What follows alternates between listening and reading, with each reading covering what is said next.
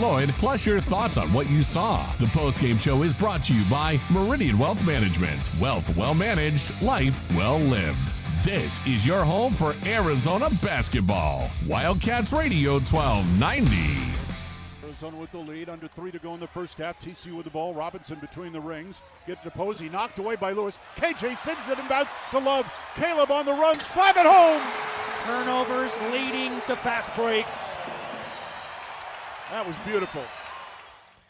Beautiful indeed. I mean, what a game to open up the Big 12 lives of your Arizona Wildcats. Caleb Love with a huge ball game, scoring 33 points. And he was fabulous. 5 3-pointers made, 6 of 6 from 2 in this ball game. For Caleb Love, 33 points in 38 minutes, 7 rebounds, 7 assists. Arizona knocks off Texas Christian 90-81, their first Power 4 conference win of the season, and it comes in the Big 12 opener of the first game in school history. Welcome to Meridian Wealth Management, Arizona Game Day, the post-game show. We'll take your calls. 520-848-1290, 520-848-1290 is the number to get in on the program. You can call us. You can text us. We are streaming this show on a number of different platforms, video-wise, on YouTube, Facebook Live, and Twitch. You can watch on any of those streaming platforms. You can listen audio-wise on our website, wildcatsradio1290.com, our app, Wildcats Radio 1290. You can also listen to the show via any of your mobile smart devices, Alexa, Google Play, any of those. Just say, hey, put on Wildcats Radio 1290, and they will do that for you so you can be a part of the program tonight. Top takeaways from this game. I guess I wrote down, obviously I write down a lot of things during the game, but probably my top takeaway is, can Henry Vasar play 40 minutes for this team? Because he's coming on. He is coming on. And I know we talked about this after the game, or I think it was either after the game or before the last game. I think it was before the game last Saturday, how I expected Henry to be a guy that could give this team some three-point presence. And I know that, Kelvin, you said that you were not necessarily expecting that. What we saw tonight, this is what I thought he was going to be this season. A guy who can give you inside presence. I mean, he doesn't have to make 4 or 5 threes like Caleb does, but I do expect him to be able to make a couple 3-point shots tonight. Give you some length in that respect as well, especially on a night when you just don't know what Anthony Del Orso's capability is going to be in Big 12 play. And what you know about Henry Vasar, and this was one of the things that we talked to Tommy Lloyd about in the pregame, was he can defend. He can defend, so he's going to be on the floor. And so, therefore, he can give you that maybe outside threat that Del Orso can't give you, because Anthony is going to have, I think, trouble defending night in and night out in this conference. I don't know that you're going to get that same situation with Henry, although he did get into some foul trouble tonight and he had to sit for some moments. He actually only played 18 minutes in this game, which was, I would have thought it was a little bit more than that. But with the foul trouble, and he had the 4th foul early in the second half, and he had to sit out most of that half. I thought he probably played more than the 18 minutes he did. That obviously is going to be something he's going to have to control.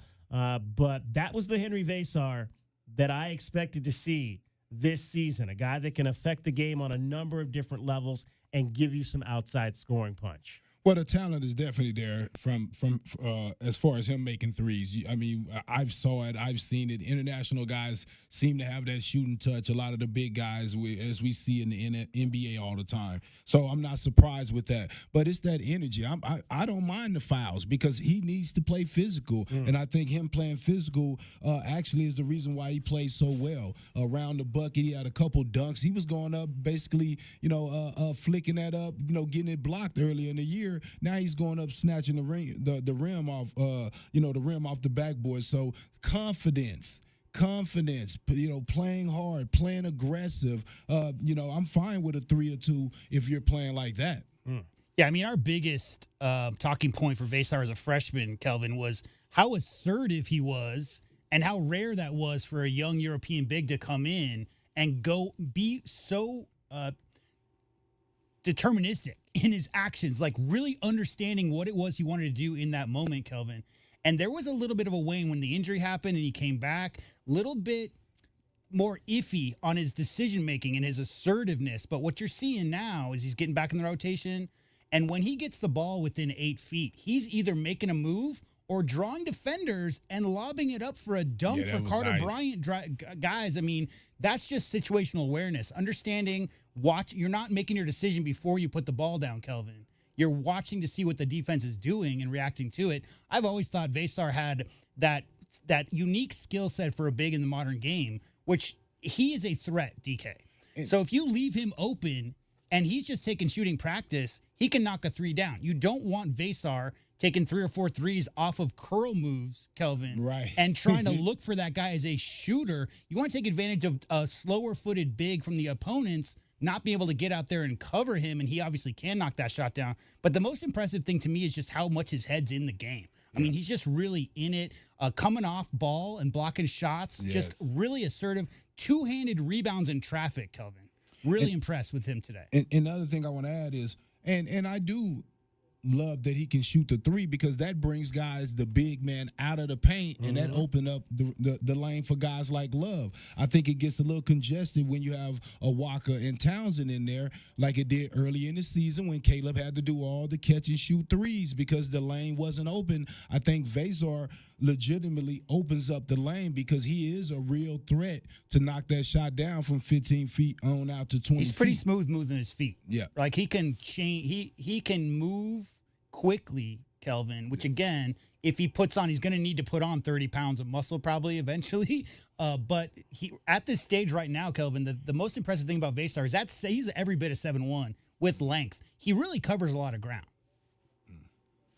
520-848-1290. 520-848-1290 is the number to get in on the program. You can call us to that number. You can text us at that number. My other major takeaway I thought from this game was cutters to the basket get buckets. A lot of guys moving to the basket, guys finding those cutters to the basket and getting buckets for this team. 28 assists for this team. Now, again, if you'd asked me at the beginning of this game if the Wildcats would get 28 assists, I'd have thought it was definitely going to be a blowout.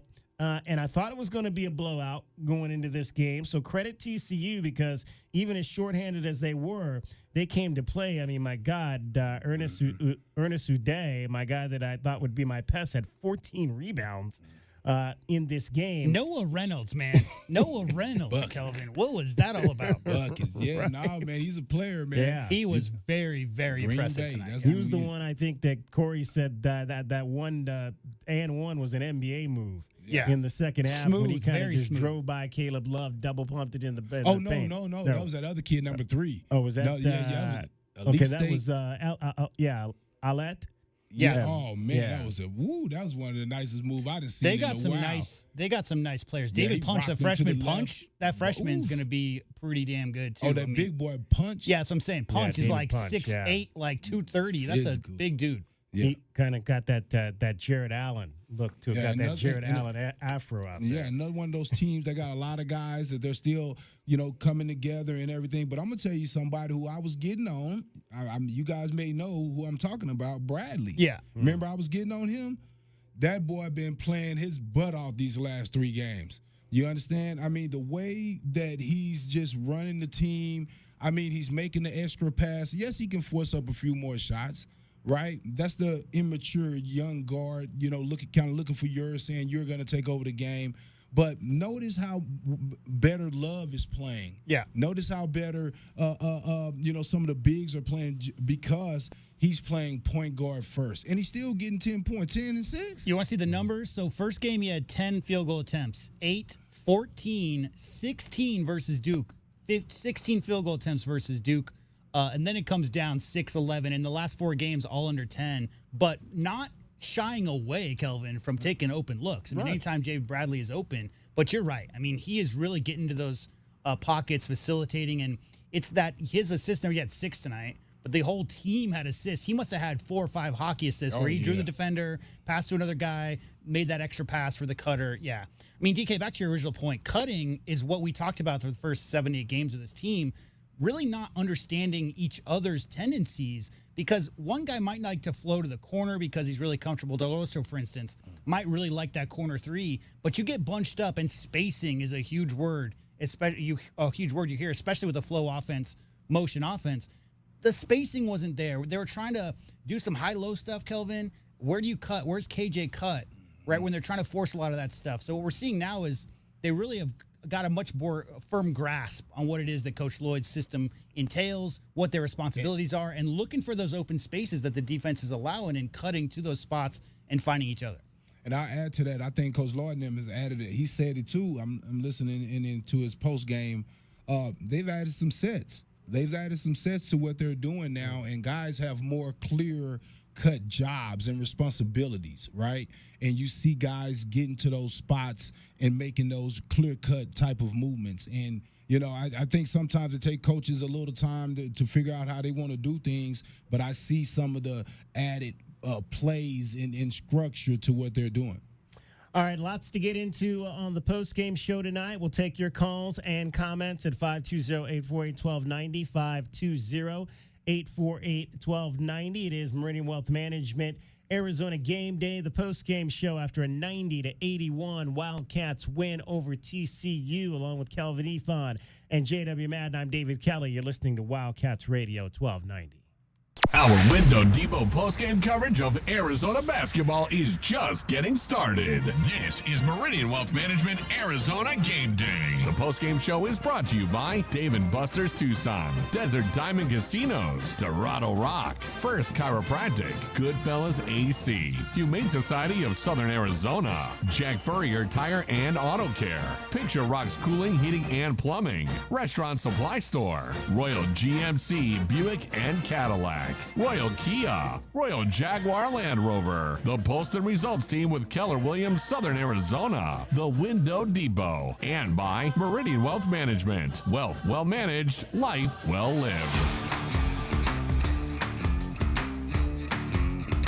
Back to the holiday shopping adventures of Eugene Snarkle and his best friend Doug. Hey, Eugene, we waited a little too long to get our shopping done. The shelves are looking pretty empty. I was thinking of getting everyone a giant-sized bag of Cheezos. We interrupt Eugene's great idea for this message. Looking to get on the road but need some maintenance or repairs to your car, truck, SUV, or sleigh to get it road trip ready? Jack Furrier Tire and Auto Care has some fantastic year-end savings, like $50 back on any $250 purchase. Jack Furrier Tire and Auto Care since 1960, here to get you there. Honey, our yard's full of weeds. Looks like a jungle and the neighbors are complaining. I know. I'm trying to get rid of them, but the product I'm using, it doesn't work. Oh. Not to mention, I don't have the time. But it's not just weeds. It's not? No, I'm seeing ants. Ants? Yeah, and spiders. Ooh, spiders. I know, and I think I saw a scorpion. No way. Yes way, and there's a pack rat in our garage. Ew. Okay, I'll call University Termite and Pest Control today. We'll get rid of all of them. Okay, honey, thank you. University Termite and Pest Control, locally owned. Find them online at bepestfree.com. Does it feel like the price of everything is going up, up, up?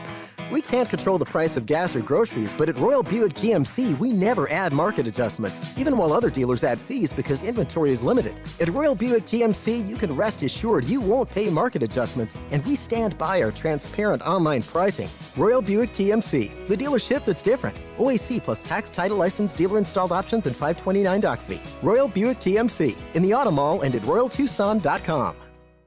Well, boss, how's the sleigh?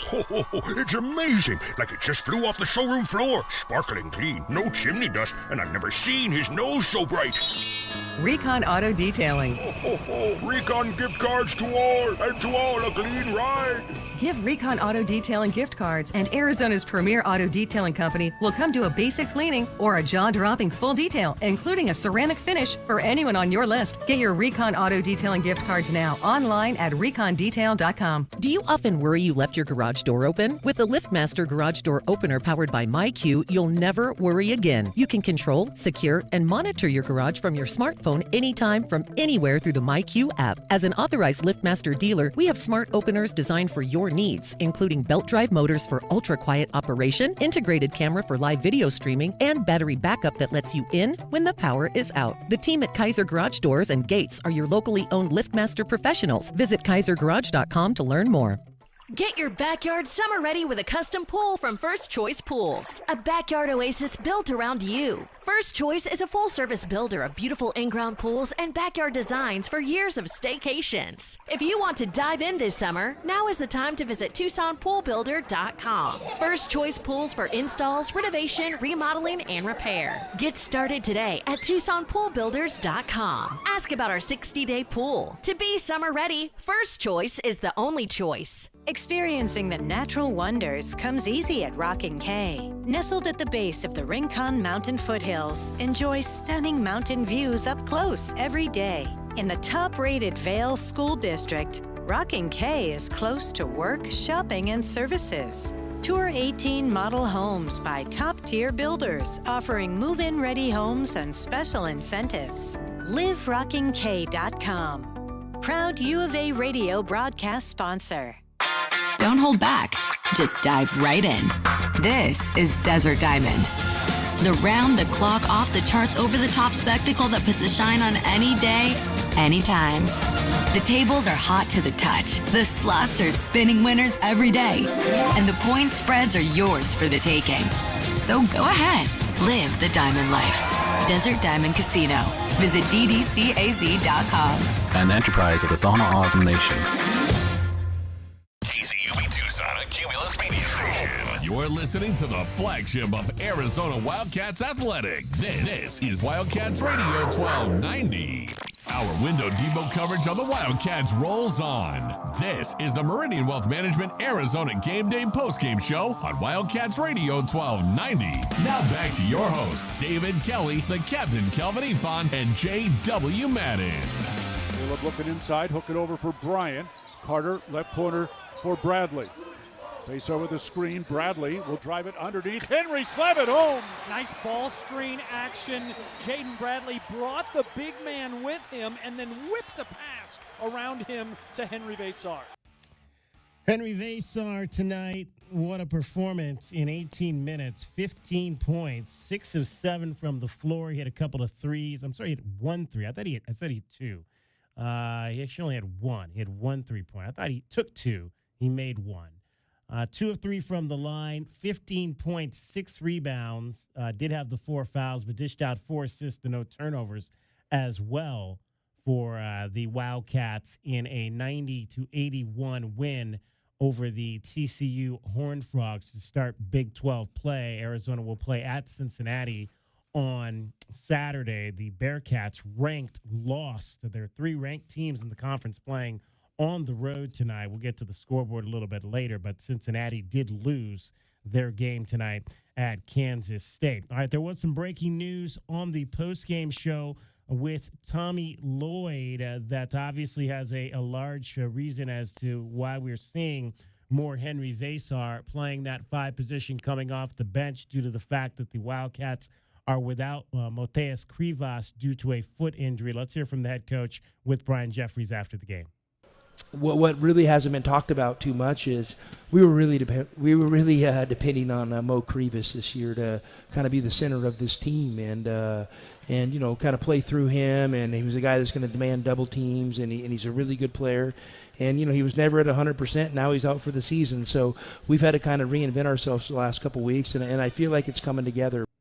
So, again, Mo Krivas, as you heard the coach said there, is going to be out for the season. Big loss for the Arizona Wildcats. And again, you know, the injuries to the lower extremity injuries go back to the beginning of camp, coming out of his participation over the summer in the, I believe it was the FIBA U20 that he participated in, and just never really was able to get going. And then the latest injury that's going to keep him out, unfortunately, for the season. You always hate to see foot injuries with big guys because those can become chronic as you go along. But unfortunate for that young man, guys, that he's not going to be able to play.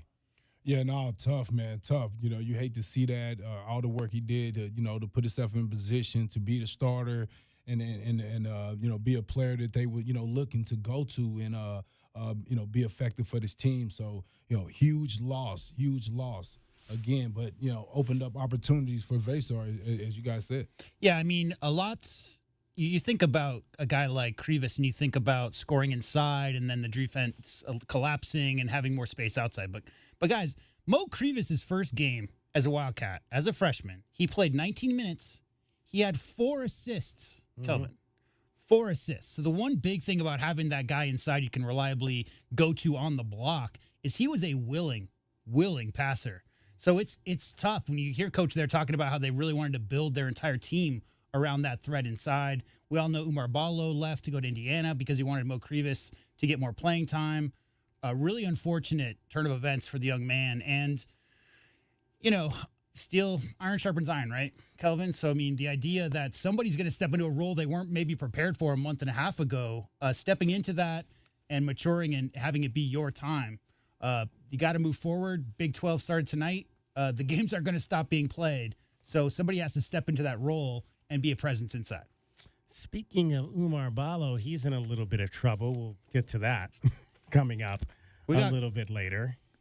Some other news, too, Boswell news. Yeah, well, a triple-double in his game yesterday. How about that? 18 points, 10 rebounds. And now they were playing a team that doesn't have any wins this season. But again, I think there's like 7 triple-doubles in Arizona Wildcat basketball history. And they kept him in the game. That's late in the game. That's a problem. So he could get the triple. That's problematic. Exactly. Who was the guy who shot on his own basket from the Cavs so he could get his own rebound to get a 10th Ricky rebound? Davis, legendary Ricky Maybe not Davis. quite that bad. No, not at all. He's a cool dude, though. Ricky Davis? Yeah, I know. You know Ricky? Yeah. Ricky was fun. He was a fun guy to have on those early LeBron James teams back in the day in Cleveland. 520-848-1290. 520-848-1290 is the number to get in on the program. You can call us at that number. You can text us at that number. As we look at this game tonight, and we mentioned the 28 assists and 3-guard play, the original 3-guard play. You got to love the fact that those 3 guys, when you're talking about KJ Lewis, Caleb Love, and Jaden Bradley combined for 21 of those 28 assists in this ball game. And we mentioned Jaden Bradley now. I think he's had 6 assists in the last 3 games now. So he's averaging 6 assists over the last 3. But KJ has also been a guy, and we heard Tony talk about that in the pregame show, how he was facilitating underneath that zone that Central Michigan was running. He's been equally as important a guy and being able to find those open baskets. Kelvin, you know KJ better than anybody. And my question to you is, we saw in the first 5 or 6 games, he might have been taking some shots that we aren't accustomed to seeing KJ take. Mm-hmm. And I know you commented once about maybe you heard some things about what he needed to work on the next level. But this version of KJ Lewis, this version where he is a threat to score, drawing defenders and has great vision, especially in those tight inside little tiny spaces, 8 assists for KJ tonight. Just really impressed overall. That's the KJ that I know, playing to win. I saw him playing in high school with Duncanville High School on a legendary team, and he just went in there and just fit right in, did whatever it took, guarded 5s, 4s, 1s, 2s, 3s, did all the little dirty work. At first, when he transferred in, I was like, how is he going to fit in? He's a guy that used to scoring 30 points a game. But he came right in and did whatever it took to win the game and was a real good passer and to Ron Holland. I think he played for the Detroit Pistons now. They played together in high school. So just playing off each other. So I'm not surprised to see him playing like this. I didn't think that necessarily. I didn't really hear from the people that the NBA people were saying something to him. I just think guys think sometimes that they have to, this is what I need to do to show people that I'm this or that. But no, you need to show people exactly what you did. That's what got you famous and got you to love, and just continue to play hard like that. And that's what that kid is doing. He's just playing hard and playing the right way. And the right way, making the right basketball play, Kelvin. KJ, we know full court picking up, what was that, diving on the scoreboard to get that steal at half court for that dunk. That's what we expect from KJ. Oh, and then the pass back to Caleb. Yeah. All of it. I mean, to even throw it right back to Caleb like that, that's just That's what you want to see. That's the type of energy we're going to have to be able to compete in the Big 12. Oh, yeah. You're going to have to fight. Like Vazar even having 4 or 5, that's kind of how it's going to have to be. There's going to be some ugly basketball, and you're going to have to be willing to put the knuckles up and battle with these guys. That's one guy, KJ, Kelvin. You don't need to teach what Big 12 basketball is about to be all about. Well, and maybe not necessarily the greatest start for your 2 starting forwards, I thought, in this game, Trey Townsend and Toby Awaka, but I thought that they finished strong when it was needed because you had Henry Vazar in foul trouble over the course of what I think he was probably out about almost close to 10 minutes in that second half. And Toby Awaka made some huge plays at both the offensive end and the defensive end. In fact, I think the first point I wrote down was the Cats opening the game strong on the boards.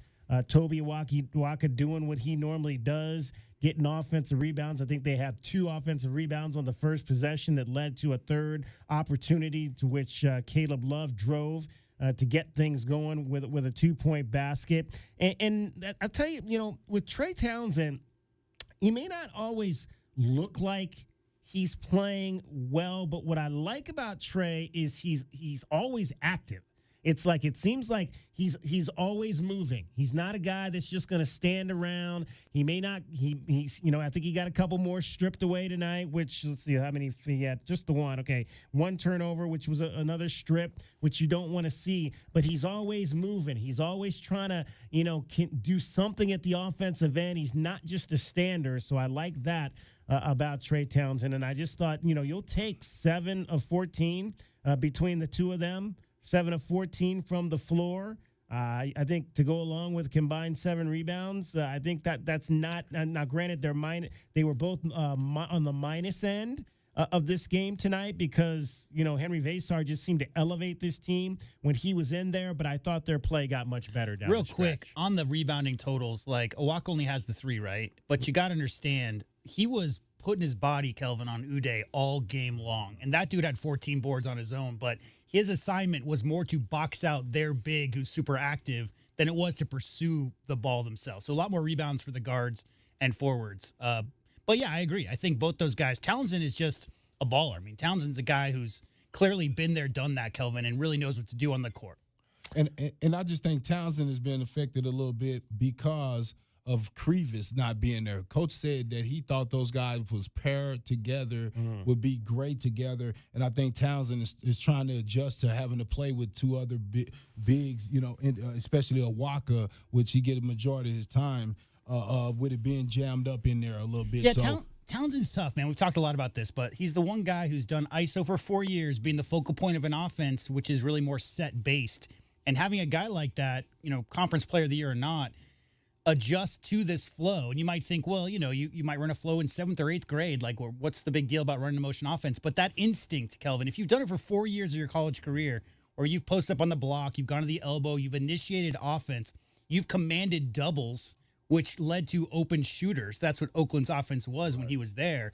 And going from that to being a guy who's trying to find open space, finding cutting, finding where his shots are going to come from within the offense, I think there's so many guys tonight that had it going. You didn't really see Trey Townsend make a giant impact as much, but I think that's just situational, DK. I think you're going to find situations this year in the Big 12, Kelvin, where having Trey on the block and be able to, again, command a double because he can do work in there. This wasn't the night tonight.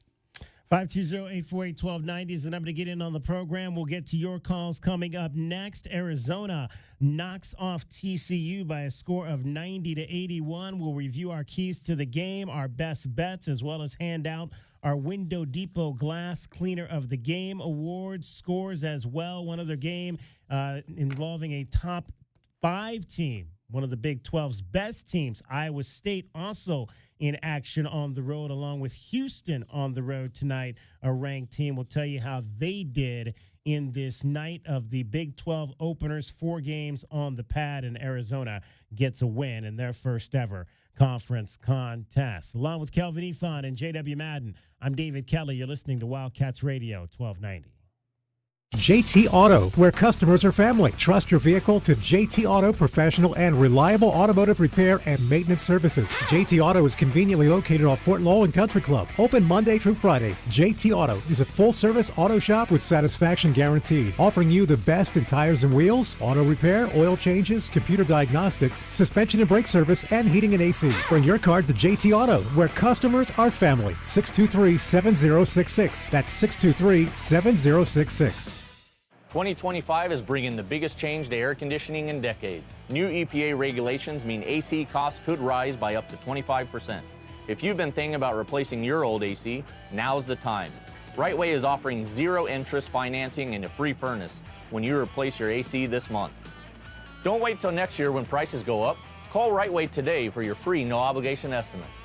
Call 520-549-2697. As Arizona's leading personal injury law firm for more than 35 years, Goldberg & Osborne agrees. Bear down, Arizona. With offices statewide, including Tucson and Sierra Vista, the Eagle gives you home field advantage. More than 2,200 five-star Google reviews prove Goldberg & Osborne has the playbook for any situation. So after an accident, let the attorneys voted best personal injury law firm 4 years in a row tackle that insurance company and get you the settlement you deserve. Goldberg & Osborne, 1-800-THE-EAGLE. Driving the lane, dunking on the competition, and playing as a team. These are things we'll see this season watching our Wildcats play basketball. These happen to be the things you'll also find when you buy your next vehicle from O'Reilly Chevrolet. The only difference is at O'Reilly, nobody gets penalized for traveling. Heck, we actually encourage it. See us on Broadway next to Park Place Mall. Call 747-8000 or find new roads at O'Reilly.com, where you can experience our version of a steal. O'Reilly Chevrolet, more than a great price. O'Reilly Chevrolet. Hi, this is Peter Costa, former governor of the New York Stock Exchange and proud member of the Advisory Business Council with Meridian Wealth Management. One thing I've learned over 40 years on the floor is the value of a trusting relationship with your financial advisor. After all, everyone is a genius when the markets are going up, but when they drop, that's when the guidance of a professional is most important. For more information about Meridian, call 719-1433 or visit online at meridianwealthllc.com. Advisory services provided by Meridian Wealth Management, a registered investment advisor. Looking for unlimited gameplay all season long? Dave & Buster's is introducing the all-new Winter Season Pass. You can pick your perfect pass and play like a Dave & Buster's VIP with unlimited access to over 140 games and deals on sips and bites. Sign up now and take advantage of this incredible deal now through February 28th. Don't forget to stop in Monday through Friday from 11 a.m. to 2 p.m. for lunch specials and grab the all-new Winter Season Pass. There's nowhere better to eat, drink, play, and watch than Dave & Buster's, the best place outside the stadium to see the games this football season. Think of waking up with energy, standing tall and feeling free. Think first chiropractic, good health is to enjoy. First Chiropractic is pleased to announce that Access Health Plans now cover chiropractic care. A referral by your PCP is required. For more information, go to firstchiro.com, the most trusted name in chiropractic care. A proud U of A radio sponsor. First Chiropractic, good health is to enjoy. Broadway in Tucson presents the new 2024-2025 season, featuring 6 blockbuster productions, including Mamma Mia and the Southern Arizona premieres of Clue, live on stage, Beetlejuice, Some Like It Hot, the Neil Diamond musical, A Beautiful Noise, and Shucked. Secure your signature season tickets today and get the best seats at the best prices. Visit BroadwayInTucson.com and secure your 2024-2025 season tickets today. Our Window Depot coverage of the Wildcats rolls on. This is the Meridian Wealth Management Arizona Game Day postgame show on Wildcats Radio 1290. Now back to your hosts, David Kelly, the Captain Kelvin Ifan, and J.W. Madden. Caleb Love as well. He catches it center circle now. Off a screen from Basar into the lane. Lob it for Carter Bryant, who slams it down with 2 hands. Henry Basar, not just a offensive shooter, showcases his passing there. Yeah, that was one of the 4 assists for one Mr. Henry Basar, getting Carter into the game there with that dunk. We'll talk about Carter Bryant's night. 7 points in 24 minutes, 3 of 6 from the field. He had a 3-point shot, 1 of 4 from behind the arc, missed his only free throw. 7 points, 3 rebounds, and 2 turnovers to go along with a block and a steal for Carter Bryant. 90-81, Arizona knocks off TCU in their Big 12 I think, opener. Kelvin, that play epitomizes what they were lacking, for lack of a better term, in Atlantis. I think that quick hitter, when the ball's in your hand for less than a split second and already onto the cutter who's moving towards the rim because you've already drawn the defender, I mean, that's what Tommy Lloyd's offense is at its best when the guys are hockey assistant all over the place. And we mentioned, like, again, cutters to the basket in this ball game. It wasn't just the guards, as you heard right there. Carter Bryant, another guy that went to the basket and was able to get some easy buckets. What was the points in the paint tonight? 42 points for Arizona tonight, 42-34. TCU held their own as well in that respect.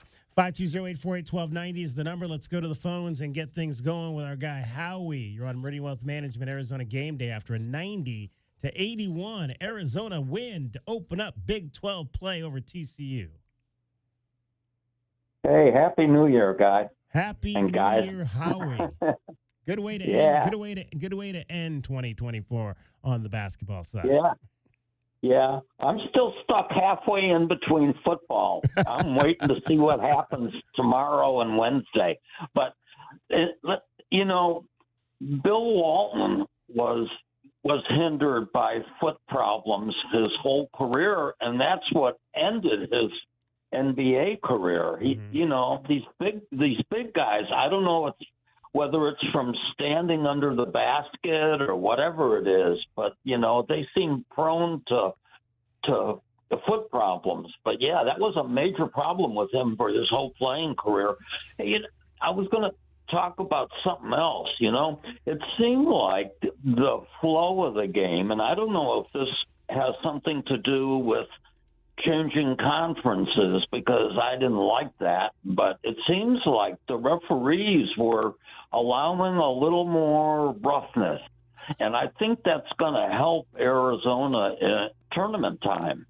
It certainly hurt them for like the past 30 years, Kelvin.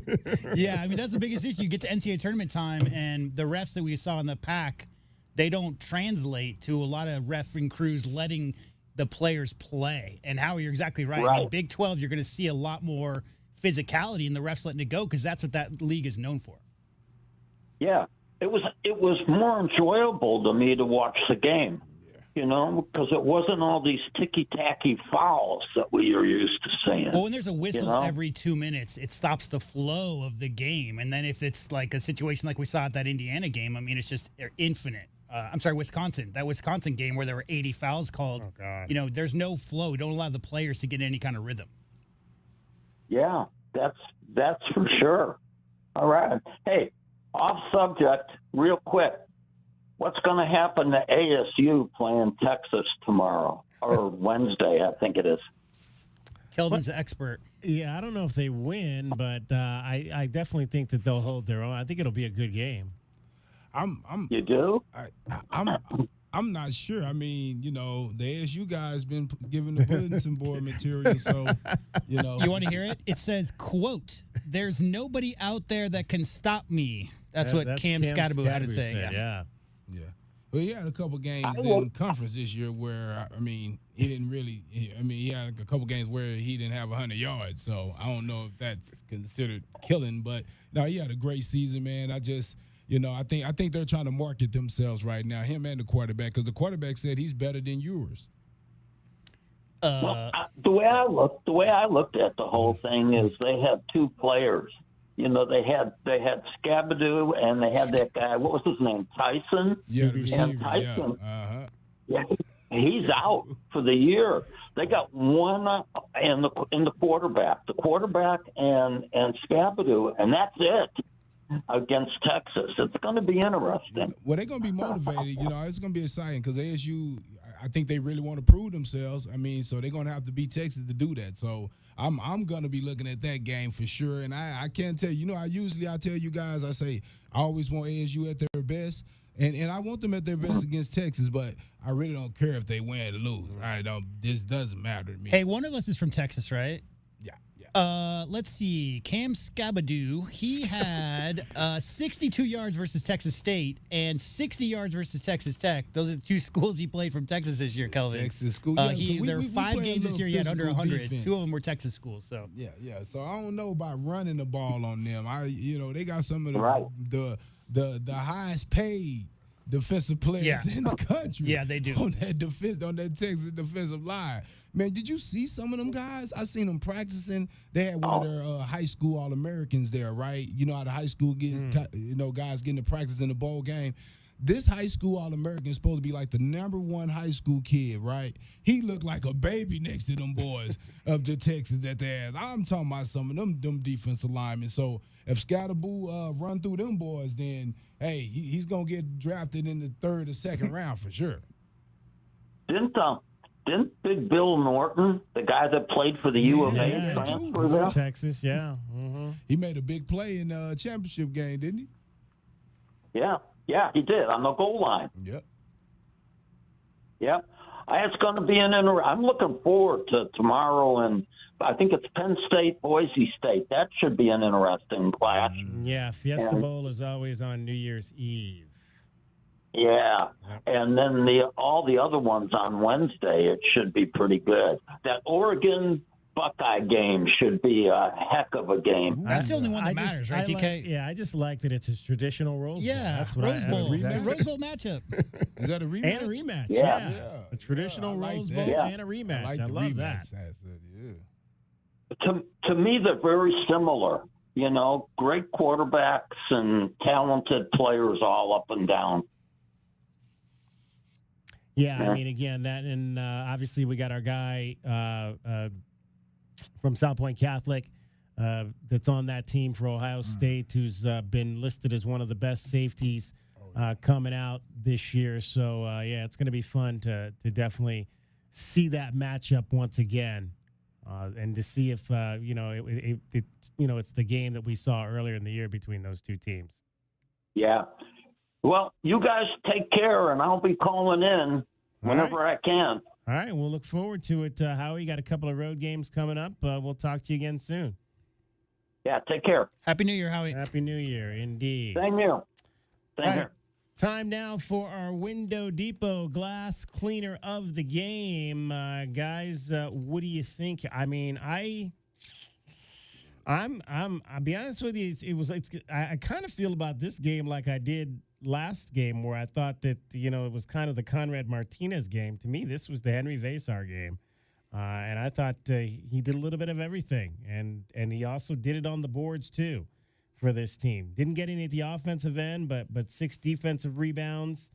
So I'm voting for Henry Vasar as my Window Depot glass cleaner, even though he trailed by 1 overall to Caleb Love. And that's why I was going, man. I mean, Caleb, man, I'm going Caleb Love, and it is because of the 7, but it's because of he just seemed a little more hungry to me on that side of that court, on the defensive side of the court, going to the boards. Anytime you have your guards rebounding on the defensive end, you get to start that break, and you got a guy that can push the ball or initiate with a pass up the court. You make it dangerous. So I don't know. My vote got to be for Love. There could be an argument made for tie-breaking vote there, Jada. Well, there could be an argument made for Uday because without him, guys, Arizona out-rebounds them by like 20 because he was basically their only presence. But I'd have to go, I think, with Caleb. I mean, as much as I love Henry Vasar's game tonight, I think like what Kelvin said, he read the scout. Caleb Love understood that the big guys were going to be putting a body on Uday all night long. There's going to be a lot of loose rebounds. What are they called? Team rebounds in the stat sheet. And Caleb went and found him. 7 boards to go along with 7 assists. So, yeah, I think I got to tip my cap to Caleb tonight. All right, Caleb Love is our Window Depot glass cleaner of the game. Window Depot, lowest prices and biggest inventory. Shop thewindowdepot.com. 7 rebounds tonight for Caleb Love to go along with his 33 points and 7 assists. Arizona knocks off the TCU Horned Frogs 90-81. Wildcats, I think I've seen are 42-1 now when they score 90 points or more in the Tommy Lloyd era. They don't lose very much. And J-Dub, I know Caleb has played in bigger games for the Wildcats for sure, but I think this is his best game I've seen him play. Caleb, wow. Yeah, no, I mean, all around. Yeah, I mean, 11 for 17 from the field is really what jumps out because you're used to Caleb shooting around that 41, 42% range and being semi-efficient in doing so because of, the volume and because he takes threes and gets to the line. But, yeah, 11 for 17 to go with 7 assists, 7 rebounds. I mean, that's a pretty impressive stat line. 0 turnovers. Yeah, exactly. Yeah. And only 7 for the team on the game. So, that's a couple of games in a row that they've really done an outstanding job of keeping the turnovers down. 7 turnovers, 3 by Jaden Bradley. So 2-1 for him tonight with 6 assists. This is going to sound really KJ. Disrespectful, but I don't mean it that way. But that's not Central Michigan they just played, okay? No. So having 7 turnovers, guys, and 28 assists versus that TCU Horned Frog defense, I mean, that's very impressive. The 7 turnovers for the whole game, I think they had 1 in the second half, maybe the most impressive statistic to come out of this game because that's a very good – I know they're obviously undermanned with some injury issues, but that's a very good TCU defense. And then you look at just the two teams together, only 15. Yeah, I would say it was a clean game. Yeah, clean, overall. yeah. Very clean. With how physical the game Right. was, you would have thought it would have been More a lot turnovers. more. But Yep. no, man, these guys, it was a good basketball game. Oh, It was yeah. a good game to I watch. like how they went on Arizona go on a run. You might think, hey, this is about to be a 20-point lead. Not TCU came back with a 7-0 run of their own. That happened 2 or 3 times in the first half, and they were just in it. They weren't going anywhere, Kelvin. Yeah, no, I saw that. Remember, I told you guys I had looked at their schedule and looked up some of the games. I was like, they in every game. they fighting every game. And as you can see that coach on that sideline, he's just one of them type of guys. He's not going to accept nothing less than a fight. Nah, I mean, everything that Howland is, right? It's the same guy. Like, as far as the intensity and as far as what he demands on the defensive end, especially from his players. But, yeah, Jamie Dixon, you have to – if you ever saw any of those Pitt teams from back in the day, Kelvin, I mean, that was probably some of the best teams, after Howland left and all that. But what they basically said was, Noah, take the ball and go score. He did a great because job the with half court wasn't really working. A lot of stuff they were running, and Noah Reynolds just kind of took it upon himself, Kelvin. But he went on some of his own 7-0 runs during that stretch. They weren't going anywhere. Really, yeah, good game overall, definitely. All right, 520-848-1290 is the number to get in on the program. You can call us, you can text us, or message us at Facebook or Twitter. Twitter at Wildcats1290, Facebook Wildcats Radio 1290. We'll hear from the players when we come back. It was Caleb Love and Henry Vasar, as you might imagine, post-game after a 90-81 win. Arizona knocks off TCU, and now they get to go on the road in the Big 12. Joy, oh, joy. It is Meridian Wealth Management, Arizona Game Day, the post-game show, along with Calvin Ifan and J.W. Madden. I'm David Kelly. You're listening to Wildcats Radio 1290. Our Window Depot postgame coverage of Arizona basketball is just getting started. This is Meridian Wealth Management Arizona Game Day. The postgame show is brought to you by Dave & Buster's Tucson, Desert Diamond Casinos, Dorado Rock, First Chiropractic, Goodfellas AC, Humane Society of Southern Arizona, Jack Furrier Tire and Auto Care, Picture Rocks Cooling, Heating and Plumbing, Restaurant Supply Store, Royal GMC, Buick and Cadillac, Royal Kia, Royal Jaguar Land Rover, the Poston Results Team with Keller Williams, Southern Arizona, the Window Depot, and by Meridian Wealth Management. Wealth well managed, life well lived. The Window Depot has everything you need to create the kitchen or bathroom of your dreams. Browse the aisles of in-stock cabinets available in a variety of sizes and configurations and instantly elevate your space today. Visit a showroom and let our experts guide you. Whether you're choosing from ready-to-go designs or creating a custom masterpiece, we can help you select the perfect wood type, color, and style, and top it off with unique hardware to complete your look. Find a location near you at thewindowdepot.com. The Window Depot, more than a window store. Experiencing the natural wonders comes easy at Rockin' K. Nestled at the base of the Rincon Mountain foothills, enjoy stunning mountain views up close every day. Visit Lennar's 2 communities in Rockin' K, with home savings up to $25,000 and limited time interest rate and closing cost incentives on select move-in ready homes. LiveRockingK.com. Designed by nature. Proud U of A radio broadcast sponsor. Honey, our yard's full of weeds. Looks like a jungle and the neighbors are complaining. I know. I'm trying to get rid of them, but the product I'm using, it doesn't work. Oh. Not to mention, I don't have the time. But it's not just weeds. It's not? No, I'm seeing ants. Ants? Yeah, and spiders. Ooh, spiders. I know, and I think I saw a scorpion. No way. Yes way, and there's a pack rat in our garage. Ew. Okay, I'll call University Termite and Pest Control today. We'll get rid of all of them. Okay, honey, thank you. University Termite and Pest Control, locally owned. Find them online at bepestfree.com. Don't hold back. Just dive right in. This is Desert Diamond. The round-the-clock, off-the-charts, over-the-top spectacle that puts a shine on any day, anytime. The tables are hot to the touch. The slots are spinning winners every day. And the point spreads are yours for the taking. So go ahead. Live the diamond life. Desert Diamond Casino. Visit ddcaz.com. An enterprise of the Donna Autumn Nation. The garage is more than a place to park your car. It holds prized possessions, and for most, it's a bustling entryway to the home. That's why LiftMaster designed the first ever opener with a built-in wide-angle camera and two-way audio, so you can see what matters and secure what's inside. Ensure your family and prized possessions are secure with a reliable garage door opener that's built to last and powered by MyQ for smartphone control. The team at Kaiser Garage Doors and Gates are your locally owned LiftMaster professionals. Visit kaisergarage.com to learn more. Does it feel like the price of everything is going up, up, up? We can't control the price of gas or groceries, but at Royal Buick GMC, we never add market adjustments, even while other dealers add fees because inventory is limited. At Royal Buick GMC, you can rest assured you won't pay market adjustments, and we stand by our transparent online pricing. Royal Buick GMC, the dealership that's different. OAC plus tax, title, license, dealer installed options, and $529 doc fee. Royal Buick GMC, in the Auto Mall and at RoyalTucson.com. As Arizona's leading personal injury law firm for more than 35 years, Goldberg & Osborne agrees. Bear down, Arizona. With offices statewide, including Tucson and Sierra Vista, the Eagle gives you home field advantage. More than 2,200 five-star Google reviews prove Goldberg & Osborne has the playbook for any situation. So after an accident, let the attorneys voted best personal injury law firm 4 years in a row tackle that insurance company and get you the settlement you deserve. Goldberg & Osborne, 1-800-THE Eagle. Back to the holiday shopping adventures of Eugene Snarkle and his best friend Doug. Hey, Eugene, we waited a little too long to get our shopping done. The shelves are looking pretty empty. I was thinking of getting everyone a giant-sized bag of Cheezos. We interrupt Eugene's great idea for this message. Looking to get on the road but need some maintenance or repairs to your car, truck, SUV, or sleigh to get it road trip ready? Jack Furrier Tire and Auto Care has some fantastic year-end savings, like $50 back on any $250 purchase. Jack Furrier Tire and Auto Care since 1960, here to get you there. Bear down, Wildcat Nation. Our Window Depot coverage of U of A basketball continues.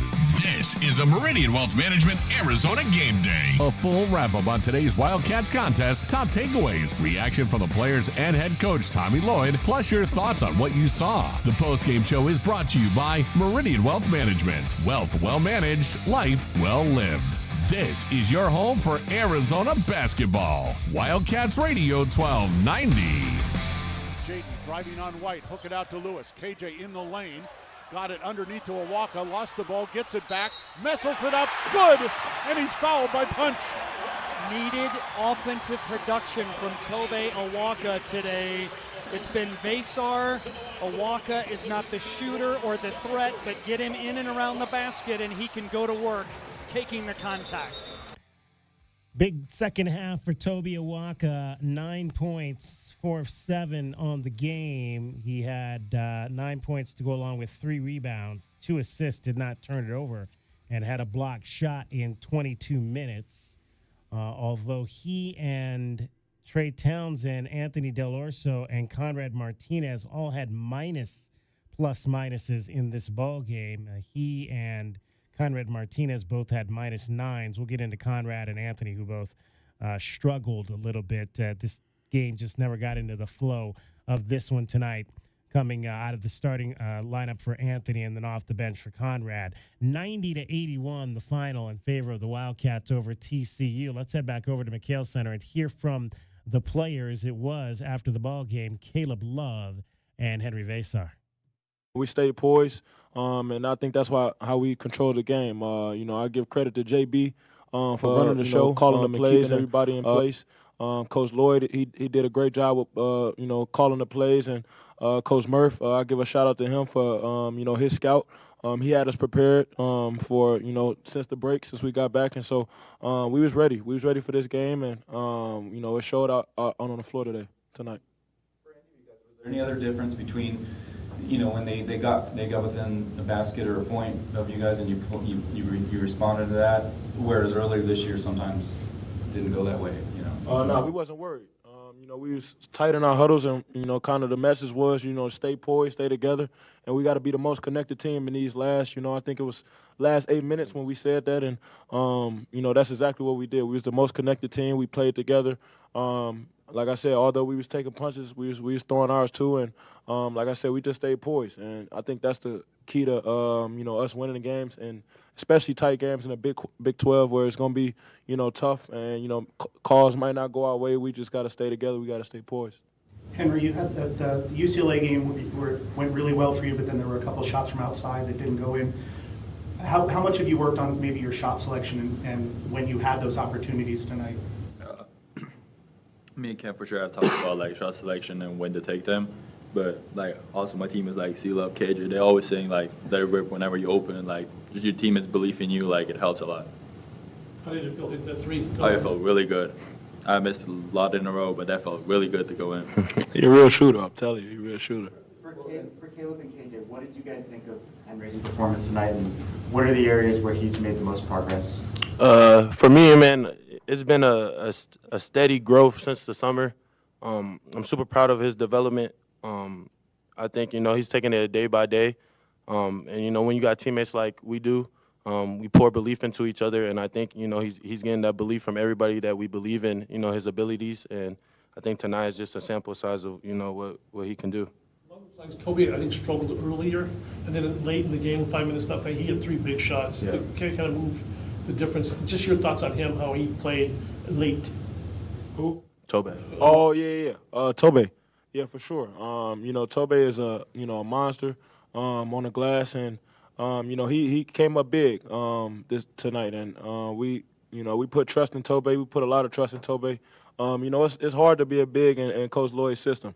He asks you to do a lot, but Toby he steps up to the challenge every time, and even when he doesn't know, he'll ask questions, and he's willing to do whatever it takes to win, and that's what it showed tonight. He like you said, he hit those three back-to-back big time buckets, and we needed it. Everyone talks about you guys having to be tough in this league. Was this the first shot of knowing how tough you have to be? Oh yeah, for sure. For sure. How was it? No, I think it was a great atmosphere. It was a great environment, and for us to kick our first, Big 12 game off like this, I think it gives us a lot of confidence. I think we needed this one, and we just got to continue to, get better and better each and every day. And then we got a big road trip coming up, and we got to start preparing for that in the next couple days. You'll have the next two here on the road, and the Pac-12 was difficult on the road, and it seems like the Big 12 is going to be that way as well. I mean, how important is it to do the same that you did here on someone else's court? It's big time. I mean, we got to keep that same intensity, that same, edge and, aggressiveness on the road, and, be able to take a punch because, home court advantage is real in this league, and we know we're going to get the opponent's best shot over there. But we got to be able to rally together and, stay poised like we did today in those big-time moments. Henry, it seems like Mo is down currently and might be done for the season. Given that, did Coach Lloyd talk to you at all about what your role might be? Have you thought yourself, hey, I need to step up because we're down a 7-footer and I'm maybe the last one left? Myself, yeah, I said to step up. I feel like with Coach Lloyd, we had little talks, but it wasn't more about oh, you're gonna have to do this, but it's more you have to be ready for the moment. And he's just saying game by game, see what's coming and wherever based on the scout what we gotta do. Do you feel like you're playing with? I mean, you've shown it at times this season, but more aggressive, more confident, or how do you feel at this point now? I feel like this comes with confidence. You just start playing better, so you feel better. You be more aggressive. You just play like you want to play all the time. You don't play scared. That helps a lot. And KJ, how about 8 assists? Were you, shooting for that kind of thing the way you've been playing, you figured that could happen this season, or? Not really. Just, trusting my teammates, putting them in the right spots when I get the opportunity to. And I got full faith in them to make big shots and, finish plays and vice versa. I know they got the same belief in me when it's their time to, get an assist or whatever the case may be. But just been emphasizing this week on, picking the ball up with a little bit more force and playing with, fundamentals that Coach wants us to play with. All right, those are the players after the ball game. 90-81, Arizona Wildcats knock off the TCU Horned Frogs, winning their first Big 12 game in program history tonight. The Wildcats finished this game 7 of 22 from 3, but they started 2 of 14. So that was a little concerning early that they couldn't make any three-point shots, and I thought the reason that TCU was even in the game was because they were making threes early. Concerning at all that again, we kind of are seeing this streaky three-point shooting, and granted they made 5 of their last 8, and Caleb Love made 3 in a row down the stretch, big shots down the stretch, but 2 of 14 and that's the second game in a row they've kind of started slow from 3. My more concerning to me is some of the open shots that TCU got. I mean, they missed a lot of the threes that, and at the end of the day, that's how it usually equals out with three-point percentages anyway. I mean, they ended up 40%. But I just feel like that they got too many of those shots too easy, and I still think that we need to defend and run people off that three-point line and don't let them get so comfortable. As far as we concerned, man, hey, as long as we get those twos, yeah, I'm not as concerned with the threes. As long as you got the right guys taking them, and nobody got out of hand taking them. Today Caleb was 5'11". I'm comfortable with that, and nobody else shot more than 2. So, if you're the 1998 New York Knicks led by Rick Pitino, and your whole premise is shooting 45 threes a game, Kelvin, you can't win unless you knock down those shots. But the alternative, the other side of that coin, DK, was they might have started 2 for 12 from 3, but they were something like 10 for 13 from 2 in that same exact stretch. And so I think Coach Lloyd's system designed to be inside out.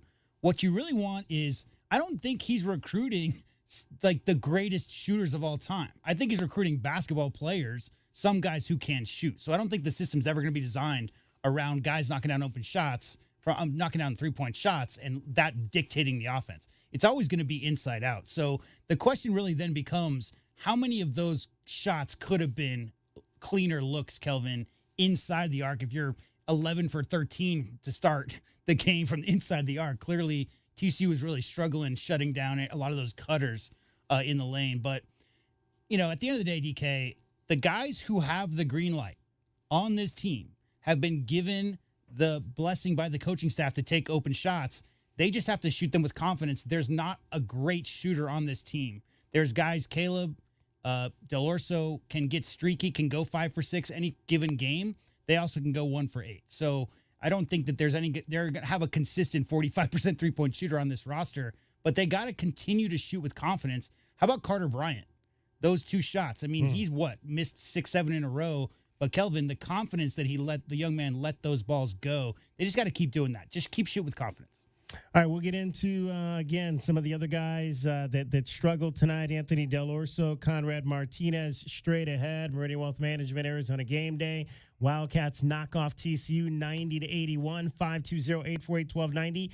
520-848-1290 is the number for you to get in on the program. We'll take you to probably pretty close to 11 o'clock. We still have to hear from the head coach. We'll do our keys to the game. We'll get our best bets in here coming up straight ahead, and much more from you as well. Wildcats get their first Big 12 conference win in program history, along with Calvin Efon and J.W. Madden. I'm David Kelly. You're listening to Wildcats Radio 1290. Our Window Depot postgame coverage of Arizona basketball rolls on. This is Meridian Wealth Management Arizona Game Day. The postgame show is brought to you by Broadway in Tucson, Cool Willie's Air and Plumbing, Drain Medics, First Choice Pools, Goldberg and Osborne, The Injury Lawyers, Kaiser Garage Doors and Gates, Lexus of Tucson, O'Reilly Chevrolet, Recon Auto Detail, Right Way Heating, Cooling and Plumbing, Rockin' K Master Plan Community designed by nature, Showtime Sports Cards, Tucson Police Department, University Termite and Pest Control, and by Meridian Wealth Management. Wealth well managed, life well lived.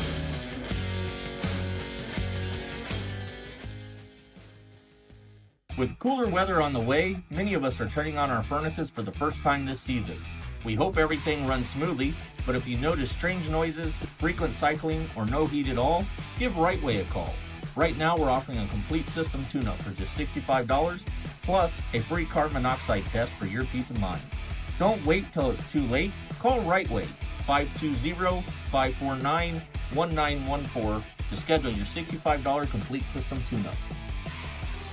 Back to the holiday shopping adventures of Eugene Snarkle and his best friend Doug. Hey, Eugene, we waited a little too long to get our shopping done. The shelves are looking pretty empty. I was thinking of getting everyone a giant-sized bag of Cheezos. We interrupt Eugene's great idea for this message. Looking to get on the road but need some maintenance or repairs to your car, truck, SUV, or sleigh to get it road trip ready? Jack Furrier Tire and Auto Care has some fantastic year-end savings, like $50 back on any $250 purchase. Jack Furrier Tire and Auto Care since 1960, here to get you there. As Arizona's leading personal injury law firm for more than 35 years, Goldberg and Osborne agrees. Bear down, Arizona. With offices statewide, including Tucson and Sierra Vista, the Eagle gives you home field advantage. More than 2,200 five-star Google reviews prove Goldberg and Osborne has the playbook for any situation. So after an accident, let the attorneys voted best personal injury law firm 4 years in a row tackle that insurance company and get you the settlement you deserve. Goldberg and Osborne, 1-800-THE-EAGLE.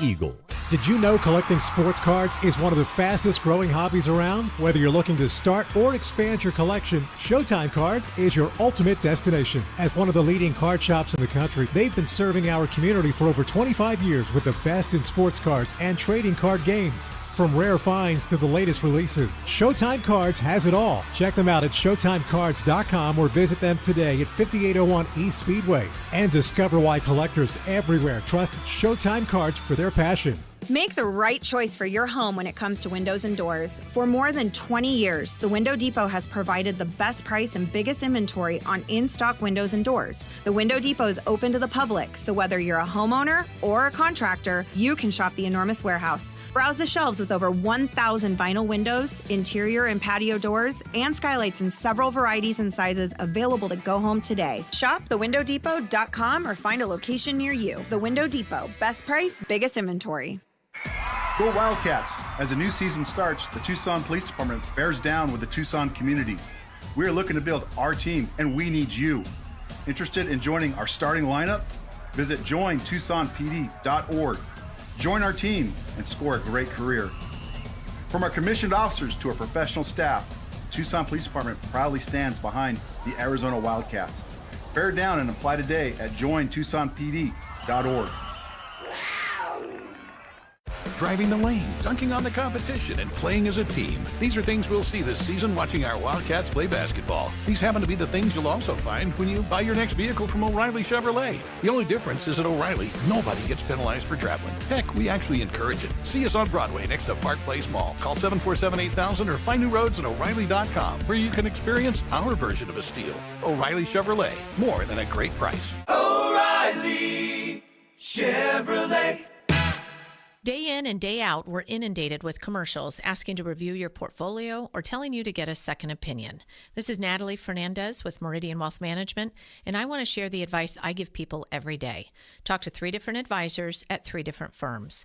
It's important to understand their differences and find someone you can trust. I want Meridian to be one of your 3, and then you will decide who is best for you. To learn more, call us at 719-1433 today. Advisory services provided by Meridian Wealth Management, a registered investment advisor. TCU Tucson, a Cumulus media station. You're listening to the flagship of Arizona Wildcats athletics. This is Wildcats Radio 1290. Our Window Depot coverage of U of A basketball continues. This is the Meridian Wealth Management Arizona Game Day pregame show on Wildcats Radio 1290. Now back to your hosts, David Kelly, the captain Kelvin Efon, and J.W. Madden. Shot is up, air ball, loose underneath. Ouellette grabs it back, stolen away by Caleb Love. Lead pass now down to Bradley. 2-on-1 to KJ Lewis. Miss on the lid, but there's Townsend to put it in for 2. Trey Townsend, 8 points tonight, 3 of 7 from the floor, 0-1 for 3, 2 of 2 from the line. 8 points, 4 rebounds, 1 turnover in 16 minutes. His plus-minus was -1.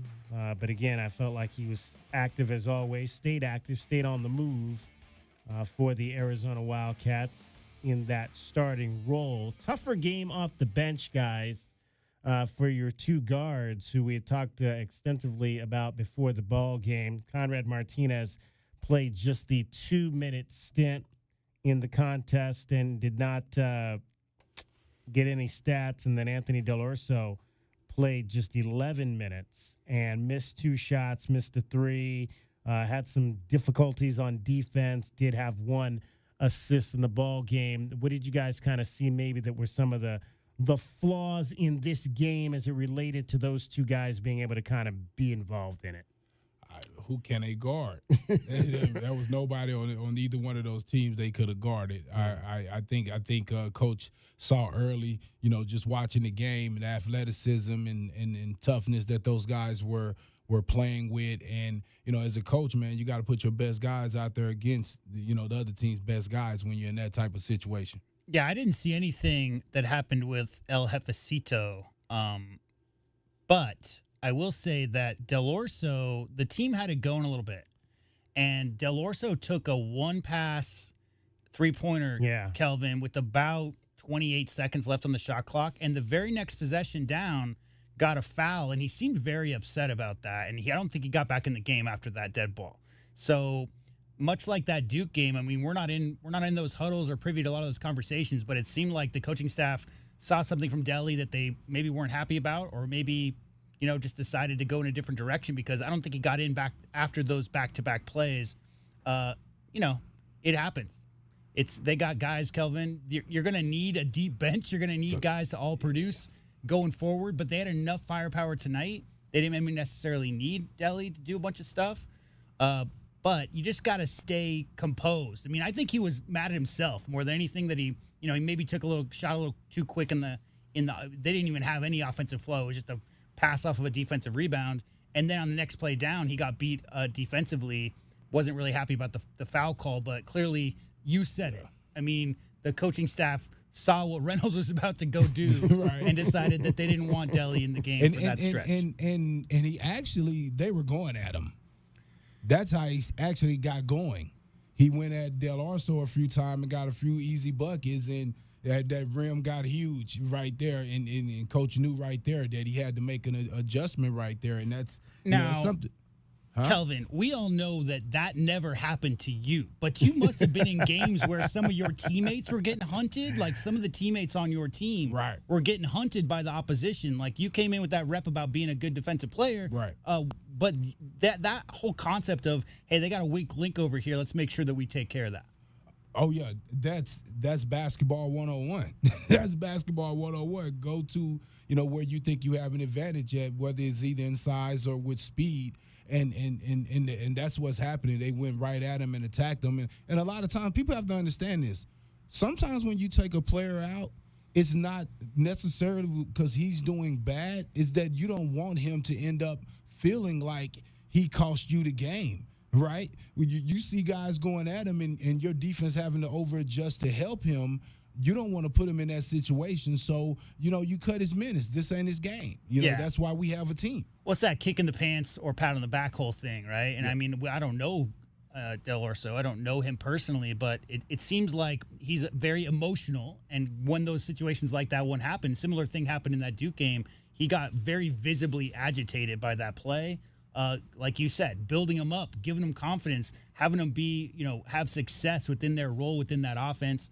That's what they're looking to do for building this team. Maybe it was just as simple as that. Because I'll say one more thing. because you can get broken.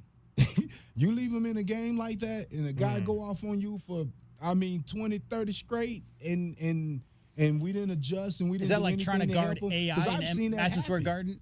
I've seen that happen where a coach have left a guy out there just to shut a parent up. Like, okay, you want to see why I've taken him out? I'm taking him out. So this don't happen. And before you know it, the kid don't want to play. They go into a depression. So that's a coach's job to understand his guys and understand, hey, this guy don't need his confidence taken away, because Dele is a shooter. You need him confident of that he can get in games and affect the game with his scoring. And when that's not available, as a coach, you have to move on. Yeah. 520-848-1290. 520-848-1290 is the number to get in on the program. Fred Scheib, our guy in New Jersey, checked in pregame with some thoughts, checks in postgame with some thoughts. He says, better, still need to be tougher. Mindset should be, I'm going to rip your beating heart out of your chest, and then I'm going to punch you in the face. Well, that's what it's going to take in the Big 12. I understand West Virginia, Cincinnati. We've seen some of them. Fred apparently is an ex-wrestler. He says, holding on to the ball should feel like you can have this ball when you pry it from my cold, dead hands. I want to hear Fred say something positive. And I would love to hear him talk about, 28 assists and 7 turnovers at some point. Well, we'll see. Maybe next time from our guy, Fred Scheib. All right, let's find out how this game looked on the big board over at the Desert Diamond Casino tonight. Tucson, what happened with today's best bets? Did the Cats beat the spread? It's time to look at the best bets, brought to you by Desert Diamond Sportsbook, Arizona's best bet. All right, Arizona was a 15. I wrote it down wrong the first time. 15.5-point favorite in this game. Kelvin took Texas Christian and the 15.5. J-Dub and I took U of A and laid the 15.5. That was a loser on our end. A win for Kelvin there as the Wildcats won the game by just 9 points.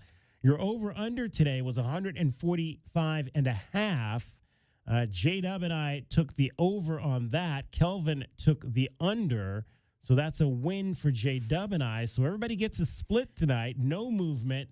A 1 win, 1 loss for Kelvin. 1 win, 1 loss for DK. 1 win, 1 loss for J-Dub. So I am still up 4 on Kelvin and 5 on J-Dub. You guys surprised? 171. Yeah, that was, yeah, especially because, again, early, a lot of these games don't look like they're going to get there. But then in the second half, I think it opens up a little bit more after the teams kind of figure each other up. But I didn't think it would get. I didn't think it would be over 25.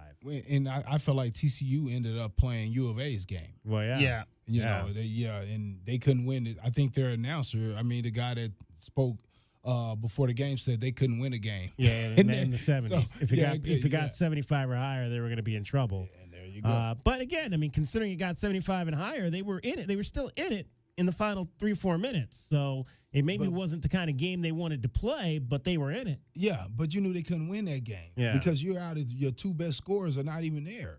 So you're in a game that you're not going to win eventually. And I guarantee you, Coach would have thought that it looked good. And it was a valiant effort. Right. But I said, y'all playing the wrong game. That team, guys, came into McHale shooting 41.8 as a team.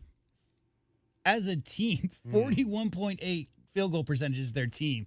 So scoring 81 is a rarity. So anything over that, it was just that fight. That was a great introduction to Big 12 basketball. We've been talking about how many great teams there are in this league. Texas Christian obviously picked to be 10th. They're not picked to be in the top echelon, but still the fight, Kelvin, and the fact that team wasn't going, no team's going away. We haven't talked about the scoreboard yet, but there are no easy wins in this conference. Well, it was exciting. I think if you went to that game tonight, you really had to enjoy the basketball that was played in that game. Maybe it wasn't, like I said, it wasn't what I thought it was going to be. I thought it would be an easier win, but you can't argue that it was not exciting tonight at McHale Center for a 90-81 win by Arizona. All right, before we get back to the phones, let's pause 10 seconds For station identification, this is Meridian Wealth Management, Arizona Game Day, the post-game show on Wildcats Radio 1290.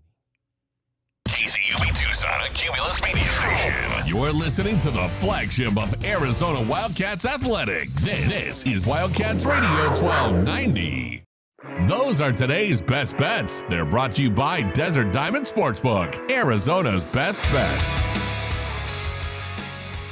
Along with Calvin Ifan and J.W. Madden, I'm David Kelly. Arizona wins their Big 12 opener 90-81 over Texas Christian. 33 points tonight by Caleb Love on 11 of 17 from the floor, 5 of 11 from 3.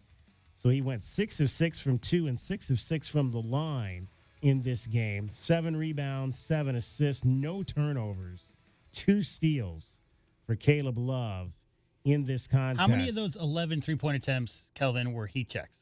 I would say 4. There were a couple, yeah. There were a few. I saw about 2 or 3. 4 in there, and I think he missed every one of those. So you take that 4 out for that 11, it would have been 5 for 7.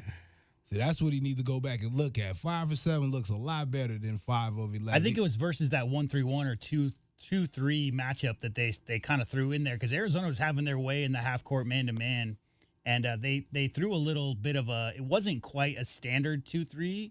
I mean, there was some definite kind of matchup principles going on, but I think that's when Caleb's started shooting a little bit more late in shot clock type of situation. And I would have loved to go to that high-low, that pick-and-roll high-low with Vasar because he's looking nice in the middle with his ability to score right there and make a second pass, that, hockey assist type thing. If he could find the cutters like Carter Bryant on that one play consistently, I mean, that's some Luke Walton stuff right there. That's the scene over the top of the defense, yeah. I would say, speaking of that, I would like to see a couple more lobs versus that zone as well, called from the sideline, where you execute it and you get a lob to KJ Lewis, Carter Bryant again. It kind of worked within the offense, with the lob that they threw to Bryant. But I would like to see a few more set call ones.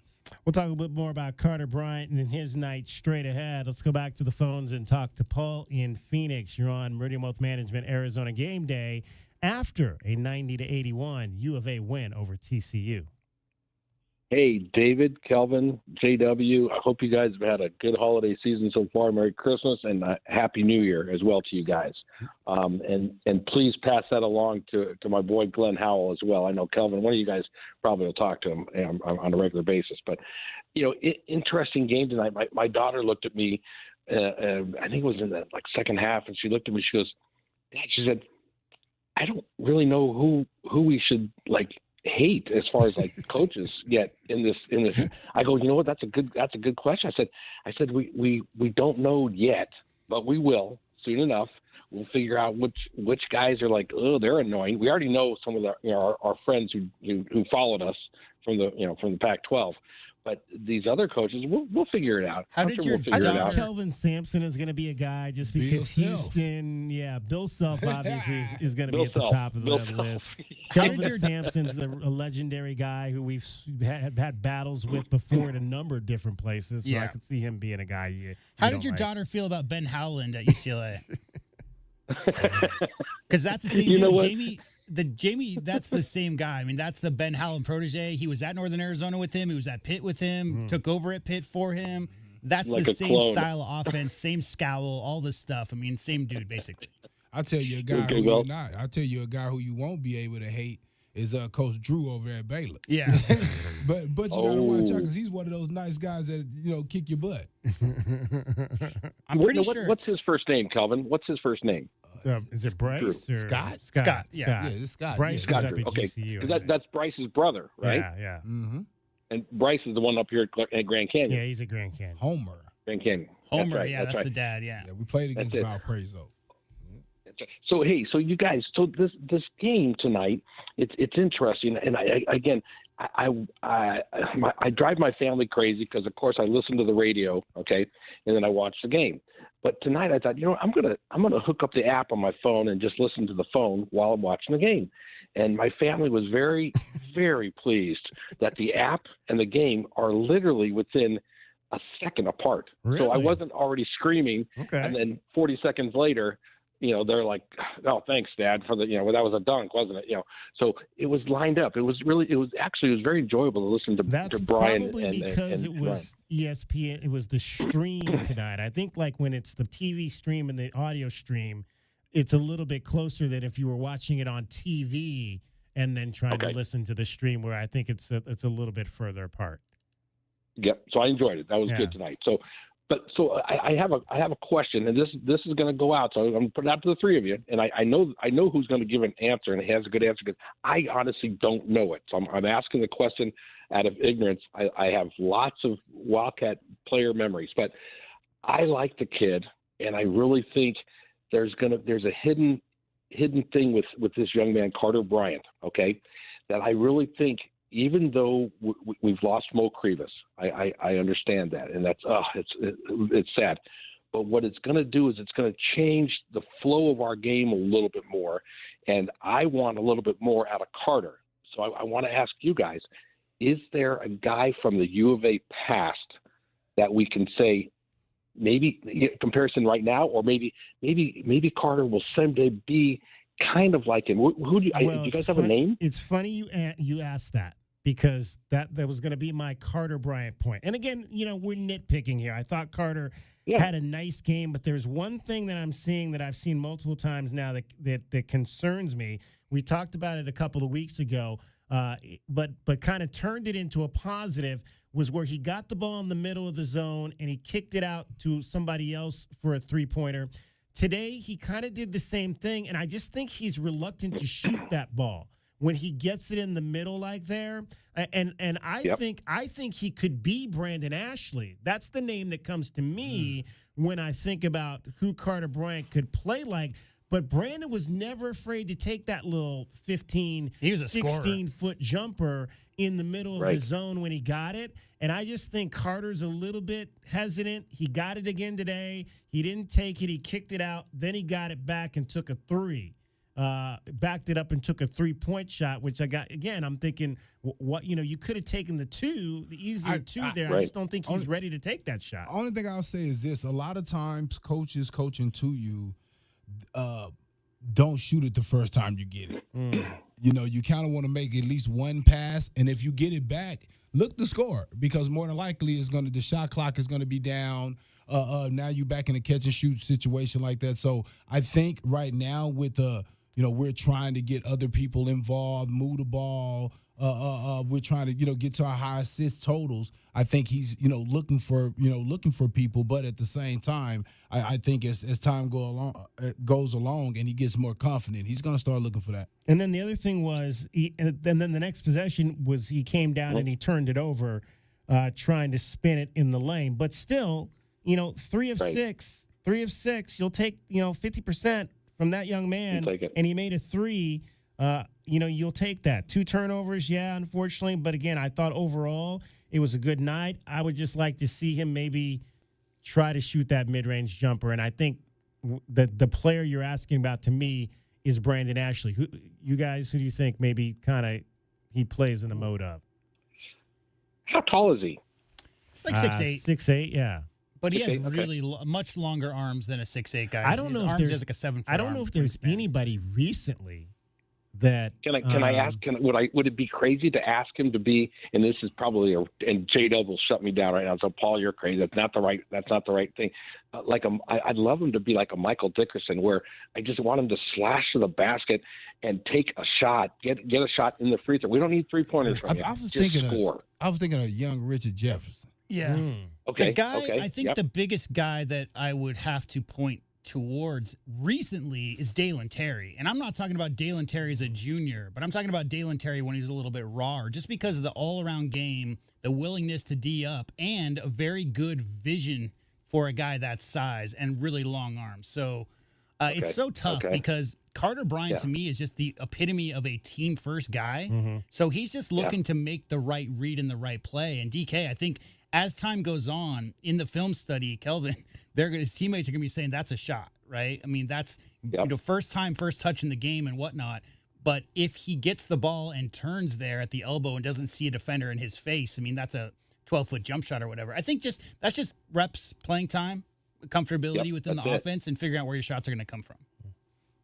That's awesome. Okay, thanks, guys. So I'll leave you with this. It was funny. I love hearing Howie. He's great. And Howie, you're probably still listening. The guy's name, and it makes me sick to say it. The guy's name is Scooby Doo, isn't it? Scooby Doo. That's right. Scooby Doo. Yep. Scooby-Doo. What did he say? Scabadoo? Yeah, Scabadoo. He did. He said Scabadoo. Yeah. Scabadoo. Hey, that game. I'll be honest. Living up here in Phoenix, that game makes me nervous. I don't want to hear about it. Can you imagine if the Sun Devils beat the Longhorns? How long? That's going to be like a decade-long brag. That we're going to be hearing about that forever. Forever. And it would never go away. And I honestly, I cannot stand Texas. So it's really this is difficult for me. So and I joked with my friend, and I don't mean to please anybody. Don't take this serious. I'm just joking. But I said I will watch that game as if I'm watching NASCAR. And I'm not an experienced NASCAR driver or watcher. So what do you watch NASCAR for? You watch for the accidents. That's all I'm watching for. So, but I'll leave it at that. And everybody relax. I don't mean it in any way. So. Sure. I think the best way to look at it is rooting for parity, right? Because if you're rooting for the Texases of the world, you're rooting for the same 5 teams to be in the championship game every single year, right? So, I mean, Texas is Texas. Kelvin said it. They got the biggest amount of money they can throw around, biggest, second largest endowment, I think, in the country. I mean, their athletic department is rolling in all cylinders right now. They've got haves and have-nots, right? I'm not rooting for the school up north. I don't think anybody in Tucson is rooting for the school up north, but I'm rooting for the teams, the smaller market, quote unquote, for lack of a better term. I'm rooting for the teams that have not been there recently to have success. I don't want to see ASU, tear the goalposts down at the end of the season. That would be a bit of a nightmare, but I'm definitely hoping for the best for the smaller teams versus some of these juggernauts. Because we heard the same. I'm glad Alabama's not involved. No disrespect to Crimson Tide fans. It's like we've heard the same names over and over and over and over again. I'd like to see some other schools be able to hang some banners or whatever it is they do. Well, think about it. If that team from Tempe were to win, okay, they get either Oregon or Ohio State, and I definitely will be pulling for Oregon. Okay, and ASU against Oregon, interesting, very interesting. You just weird things happen. I hope it doesn't happen. They could be Texas. They could for sure be one of them. Oregon. Yeah. Right. That's the thing. See, that's the scary thing. Then we're talking really scary. Like holy mackerel. But hey, guys, again, Happy New Year. This Big 12 basketball thing is going to be really interesting. I like the way we started. Obviously, like Coach would say, obviously, hey, what do we got? We got 20 games to go or 20 games to play, and we're one down, so we got 19 more to go. And Carter Bryant, I'm gonna say he's gonna find some minutes that are being left out there for people to gain, and he's gonna help us. He's going to help us. So you guys take care of yourselves. Yeah. I'm sorry. Go ahead. 24 tonight. I mean, that's a lot for him. So, I mean, if he continues to get those types of minutes, I think he's going to be all right. So. That's right. Thanks, guys. Happy New Year, Paul. Appreciate it, Paul. Thank you very much, Paul in Phoenix. I think real quick, since we're in the sports talk radio business, what we're rooting for really is the best stories, right? And the school up north was picked last, guys, in the Big 12. They were picked to finish last in the conference out of 16 teams, and they're 3 wins away from the national championship. So, obviously, Block A's and all, like, we're not supposed to talk nice about the Sun Devils, but the story of being picked to finish last and being on the cusp of a national championship, that's a great story. So, I'm not necessarily rooting for the Sun Devils. I'd like them I wouldn't necessarily mind them winning against Texas. I'm going to revert to my Ohio roots if they played Ohio State, and then they can lose. And see, that's where I'm at. You want Texas to beat. I don't want to see. No offense, but I don't want to hear all the Arizona people saying how Arizona football is better than Texas. I don't want to hear that. So that's where I'm just like, come on now, Texas. Don't make it. Don't let me down. I know they're not gonna let me hear the end of it. All right, 90-81. We'll review our keys to the game, and we'll talk about Umar Balo's situation coming up next. It's Meridian Wealth Management Arizona Game Day on Wildcats Radio 1290. Honey, our yard's full of weeds. Looks like a jungle and the neighbors are complaining. I know. I'm trying to get rid of them, but the product I'm using, it doesn't work. Oh. Not to mention, I don't have the time. But it's not just weeds. It's not? No, I'm seeing ants. Ants? Yeah, and spiders. Ooh, spiders. I know, and I think I saw a scorpion. No way. Yes way, and there's a pack rat in our garage. Ew. Okay, I'll call University Termite and Pest Control today. We'll get rid of all of them. Okay, honey, thank you. University Termite and Pest Control, locally owned. Find them online at bepestfree.com. Experiencing the natural wonders comes easy at Rockin' K. Nestled at the base of the Rincon Mountain foothills, enjoy stunning mountain views up close every day. 6 model homes are now open to tour at Del Webb at Rockin' K. Here, life is about more than just beautiful homes. It's about the experiences waiting outside your front door at this new 55-plus active adult neighborhood. LiveRockingK.com. Designed by nature. Proud U of A radio broadcast sponsor. My heat and air were in a state of disrepair. It's December in Tucson, and yes, it's cold outside. But we're here to help with our $79 furnace diagnostic service special and our $79 water heater flush that includes a free plumbing inspection. Call us at 520-492-0748 or picturerockschooling.com. And on behalf of our entire team, Merry Christmas and Happy Holidays. Picture Rock Schooling, heating and plumbing. As Arizona's leading personal injury law firm for more than 35 years, Goldberg & Osborne agrees. Bear down, Arizona. With offices statewide, including Tucson and Sierra Vista, the Eagle gives you home field advantage. More than 2,200 5-star Google reviews prove Goldberg & Osborne has the playbook for any situation. So after an accident, let the attorneys voted best personal injury law firm 4 years in a row tackle that insurance company and get you the settlement you deserve. Goldberg & Osborne, 1-800-THE-EAGLE. Don't hold back. Just dive right in. This is Desert Diamond. The round-the-clock, off-the-charts, over-the-top spectacle that puts a shine on any day, anytime. The tables are hot to the touch. The slots are spinning winners every day. And the point spreads are yours for the taking. So go ahead. Live the diamond life. Desert Diamond Casino. Visit ddcaz.com. An enterprise of the Thana A'adam Nation. The Window Depot is more than a window store. The Window Depot is a one-stop warehouse with everything you need for your complete home remodel. Shop the aisles of pre-built cabinets in a variety of colors, granite and quartz countertops, sinks, skylights, and hardware to complete your project. Need a custom order? We can help. Our designers offer free design services and can special order everything you need for your kitchen or bathroom remodel today. Shop thewindowdepot.com or find a location near you. The Window Depot, more than a window store. Hey homeowners, are you ready to chill out and go green? Goodfellas Air Conditioning can help. Introducing our latest lineup of energy-efficient systems featuring the new R32 refrigerant. It's cooler, greener, and better for the planet. You'll enjoy lower energy bills and a smaller carbon footprint. Not a fan of change? Goodfellas has a surplus of reliable R410 systems available. Unsure about what system you have or have questions? Give us a call for a free inspection. Goodfellas Air Conditioning, keeping it cool, keeping it green, and always keeping you comfortable. Does it feel like the price of everything is going up, up, up? We can't control the price of gas or groceries, but at Royal Buick GMC, we never add market adjustments, even while other dealers add fees because inventory is limited. At Royal Buick GMC, you can rest assured you won't pay market adjustments, and we stand by our transparent online pricing. Royal Buick GMC, the dealership that's different. OAC plus tax, title, license, dealer installed options, and $529 doc fee. Royal Buick GMC, in the Auto Mall and at RoyalTucson.com. Our Window Depot coverage of U of A basketball continues. This is the Meridian Wealth Management Arizona Game Day pregame show on Wildcats Radio 1290. Now back to your hosts, David Kelly, the captain Kelvin Ifan, and J.W. Madden. Right corner, Love. Step back three is up and good again. Inside out action. The key to that was the zone by breaking it down with the post entry pass. Back-to-back 24-point games for Love. Wildcats fans, how did today's Keys to the Game go for the Wildcats? Keys to the Game are brought to you by the Royal Automotive Group. Royal Automotive, the dealership that is different. Shout out to our listener, Debbie in Arkansas, who chimes in on the Facebook. Hi, guys, with purple and red hearts. Happy New Year to you. Debbie. Appreciate you. Hi, Debbie. Thanks for all of our cutlery. Yeah. Well, you got cutlery for Christmas. We got a lot of stuff for Christmas. Wow. I got my mom some.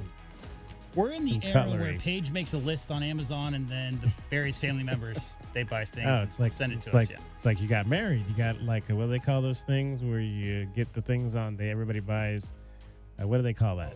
The weddings. It's called a wedding thing. The registry. You have a registry. For It just Christmas. makes it super easy. There you go. I like that. All right, keys to the game. Let's review what we thought the Wildcats needed to do to win today, and I believe we started with Kelvin. Easy buckets, points in transition. I think we need at least 18 points in transition tonight to get this victory. Take care of the basketball. I think it's good. Big 12 is physical play. I think they're going to let them play physical right from the start. Arizona has to come out and show that they're about this now. They're about this in the Big 12. And then my last one is we have to get Caleb some easy buckets going. I think, as I said before, I think Caleb scoring puts everybody at ease. Get Caleb some easy buckets early, right away. Well, like I mentioned, they got him a couple of rebounds early to get him in his first bucket, which was a drive to the basket. 6 for 6 from 2 once again, so he's been very consistent the last few games in getting easier shots. Didn't see that kind of pump fake pull up as much in this game. It was more drives to the basket, and then he got to the line late. I think he didn't really even. I think he was 6 for 6 from the line. I think all of those came in probably like the final 7 minutes of the game. But again, solid performance. Fast break points only 15, but still that they were able to get out and get some points. Caleb had 7 of their first 9 points. Yeah, that's what Kelvin wanted. Get out early. Get them early. Yep. Easy buckets. My keys. I want to see more of what we saw in that game against Central Michigan. Pump fake, drive in, get yourself an easy 14, 15-foot jumper.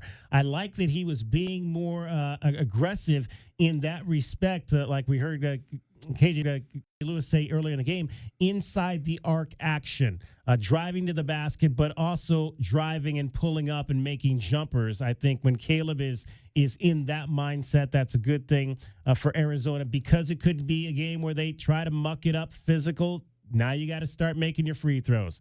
Wildcat, you got to shoot 85% or more, I think, in these games now that you're getting into Big 12 competition to have a chance to win. And if they can keep things flowing offensively like we've seen, get to that 20-assist plateau, it's going to be I think it's going to be an easy night for Arizona regardless, but it'll do all 3 of those things, and it'll be a real easy night. Not as easy as I thought anyway, but 17 of 21 from the line, 4 misses, but 81%. So a little under that 85%. You make a couple more, go 19 for 21, and you win by double digits. And of course, we talked about the 28 assists in this ball game. 21 coming from your 3-guard play, and another 4 off the bench from Henry Vasar. So good night in that respect for Arizona. J-Dub's keys. It's really simple for me. Patient, and for me, the half court. TCU lives off of live ball turnovers. They are 17th in the nation in fast break points per game. So Jamie Dixon, we all know what that Howland-Dixon style of half court defense is all about. Be really patient with your passes, fake a pass, make a pass, all that. Number 2, just the standard share the rock. We've seen it in these last few games. They got to take what they've done the last few games, that Tommy Lloyd style of flow offense, passing ball, making sure that you make correct reads and that people find open space when you're moving off the ball. 20 more assists, I think that's pretty simple. Number 3, you have to kill this team on the glass. Arizona's top 10 rebounding margin in the nation. They're out-rebounding teams by 13. TCU, they're banged up. They haven't played a tough schedule, guys. They're only out-rebounding teams by 2 or 3 per game. You have to dominate this team on the glass. Those are my big 3 keys to beating TCU tonight in McHale.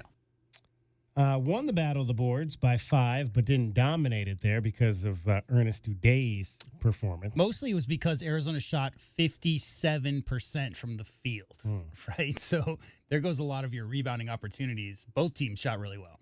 And then holding them to 8 fast break points, that was pretty good.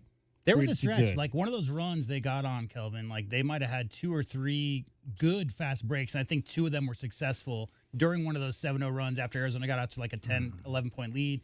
TCU came right back, couple live ball turnovers. I think one of those Delhi early 3 I think they got a quick outlet pass from that. So, but more than anything, I mean, they read the scout. I mean, they saw that TCU team is killing people by sprinting up and down the court, struggles in half court, and they really understood, do not let them get out. So, yeah, really impressed.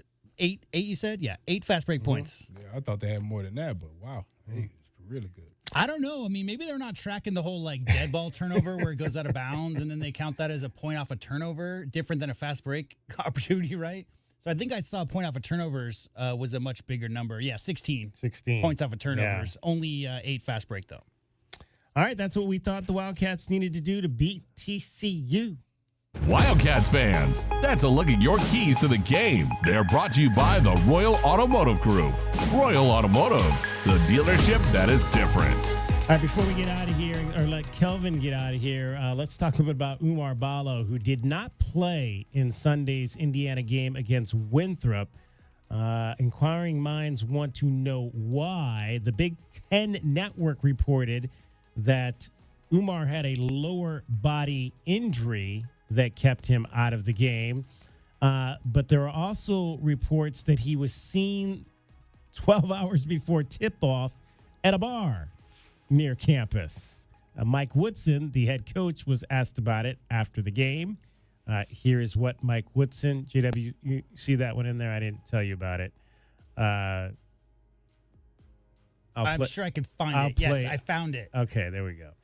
Let's hear what Mike Woodson had to say after the game. Mike, what was the nature of Omar's absence and how much lead time did you have to prepare for it? Well, I'm not going to address that, but didn't have a lot of lead time.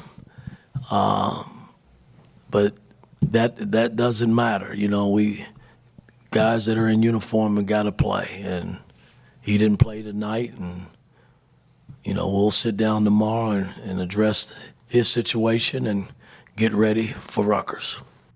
Now, there are those, that they were there that said that Umar was noticeably limping during warm-ups, did not warm up with the team, was seen limping. So I'm kind of getting just, this is me just kind of addressing what I know about this. It sounds like maybe it was a situation where maybe he's got a lower leg injury. As the Big Ten Network reported, he wasn't going to play in this game, and he went out the night before. Yeah, that's exactly what it sounds like. And it was so funny. I saw a picture, like a girl posted a picture of him, and I was like, "There's no way to hide. Right? There's no way to hide." How? Yeah. It's like Kylan trying to hide in a casino. I mean, right. Yeah. But I'll say this: unless the coach said that they couldn't go out, right? He's over 21 for sure. Exactly. 22. Yeah, absolutely. So, well, the only thing is it's Indiana. So basketball is basically a religion there, and he got $3 million. 2, I think. Two at least. 2. A big check to come and lead Indiana back to greatness, right? So again, I think Woodson's just an old school dude. A lower extremity issue, probably, all intents and purposes, points towards him being injured and probably not playing anyway. Young man can go out. But as far as the public's perception of that goes, when you're a big name NIL guy coming through the transfer portal to a school like Indiana, maybe just best to have a cocktail at home. Yeah. Because I bet he wasn't even drinking. I bet he was out. He probably wasn't. Because when he looked like, I bet he wasn't drinking. He's just out trying to see the scene. Right. He's not even from there, so he's trying to enjoy the experience, but not quite understanding that. I mean, what are you gonna do? You're not in Arizona, buddy. You're gonna make snow angels, or what are you doing? But if you're not going out to a bar, come on. Now there was one tweet, and I don't recall who tweeted it out, but said that it was kind of sarcastic that he was reported 20 pounds overweight. That's the first I've heard of that. If he was playing well. Yeah. Because I remember watching him in Bahamas. He was the only guy on that team playing good. Whatever it was, it wasn't really hurting his actual play. I mean, it doesn't look. I mean, just you look at this picture at him, post game. Now again, he might be in better shape now, but it doesn't look like he's out of shape or anything of that nature. And I'm gonna say this, DK. I would really like to know what happened in the situation because they were playing Winthrop. Exactly. So did coach give him off I mean, what was really happening? Because they there? got Rutgers starting conference play coming up, I think, Wednesday night. Yeah. So I would really love to see what actually really happened there and get And more see, information. and that's the question. Okay, in this era where you're giving this kid $1 million, how much should the public know about that? How much should the people that are paying that $1 million be told about why he wasn't in the game on Sunday? Yeah, well, because I'm sure those people will say if he has a lower extremity problem, injury, hold him off until conference play. Right, yeah. Don't put him against Winthrop and hurt it even more, right? I mean, I know if I put $1 million into him, I mean, of course, I want you to beat Winthrop, but I want you to win some conference games. That's what I pay for. I want you to bring it when Dylan Harper's in the game. I mean, I'm just keeping it real. I mean, so I don't know. I just would like. I really would like more information because if he knew ahead that he wasn't playing, right. there shouldn't have been no problem with him being out. Yeah. And for everything, I mean, come on, we've known Umar for what, 4 years now, and like he's such a respectful, kind-hearted kind of person, right? So I'm sure. I mean, unless he's changed and done a 180 since he left campus here at the U of A. He's always been all about the program, all about the team, all that stuff. So I don't think he's whatever it was being out at the bar, drinking or otherwise. It wasn't out there to flaunt the fact that he was getting away with something or whatever. I'm sure it was. I'm sure he hide. There's no hide. So I'm sure he was somebody. One of his friends was probably getting some kind of degree, like it was some event for somebody's birthday, or graduation. Like yeah, sure, why not? Wow, winter graduation. So they're 1-1 in Big Ten play.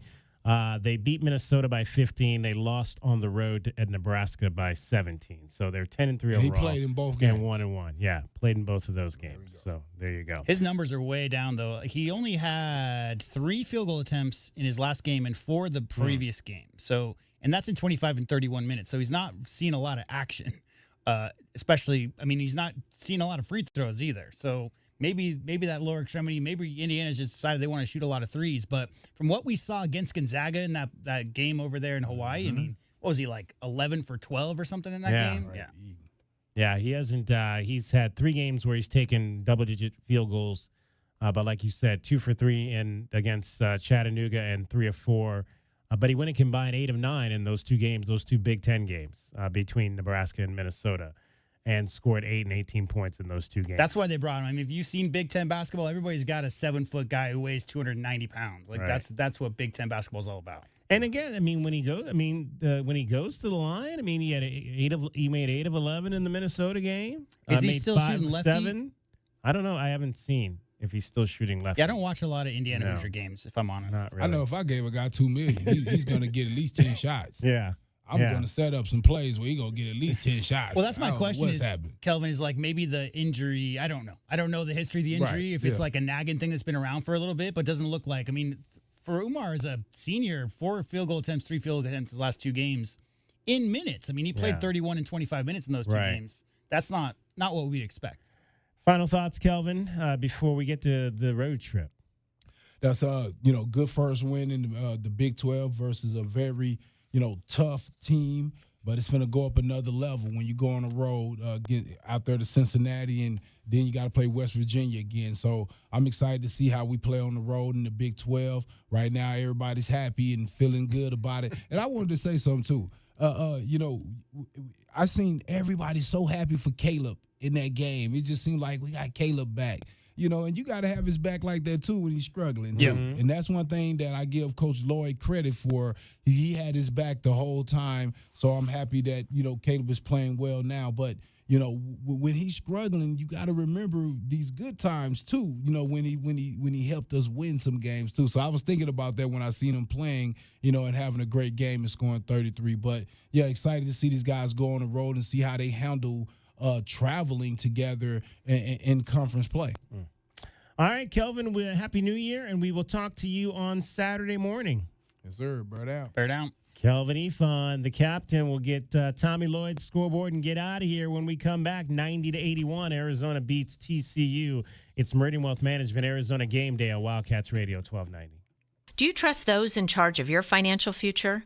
Trust is founded on 3 core principles: competence, honesty, and benevolence. Those making decisions about your financial future should always place your best interest ahead of their own.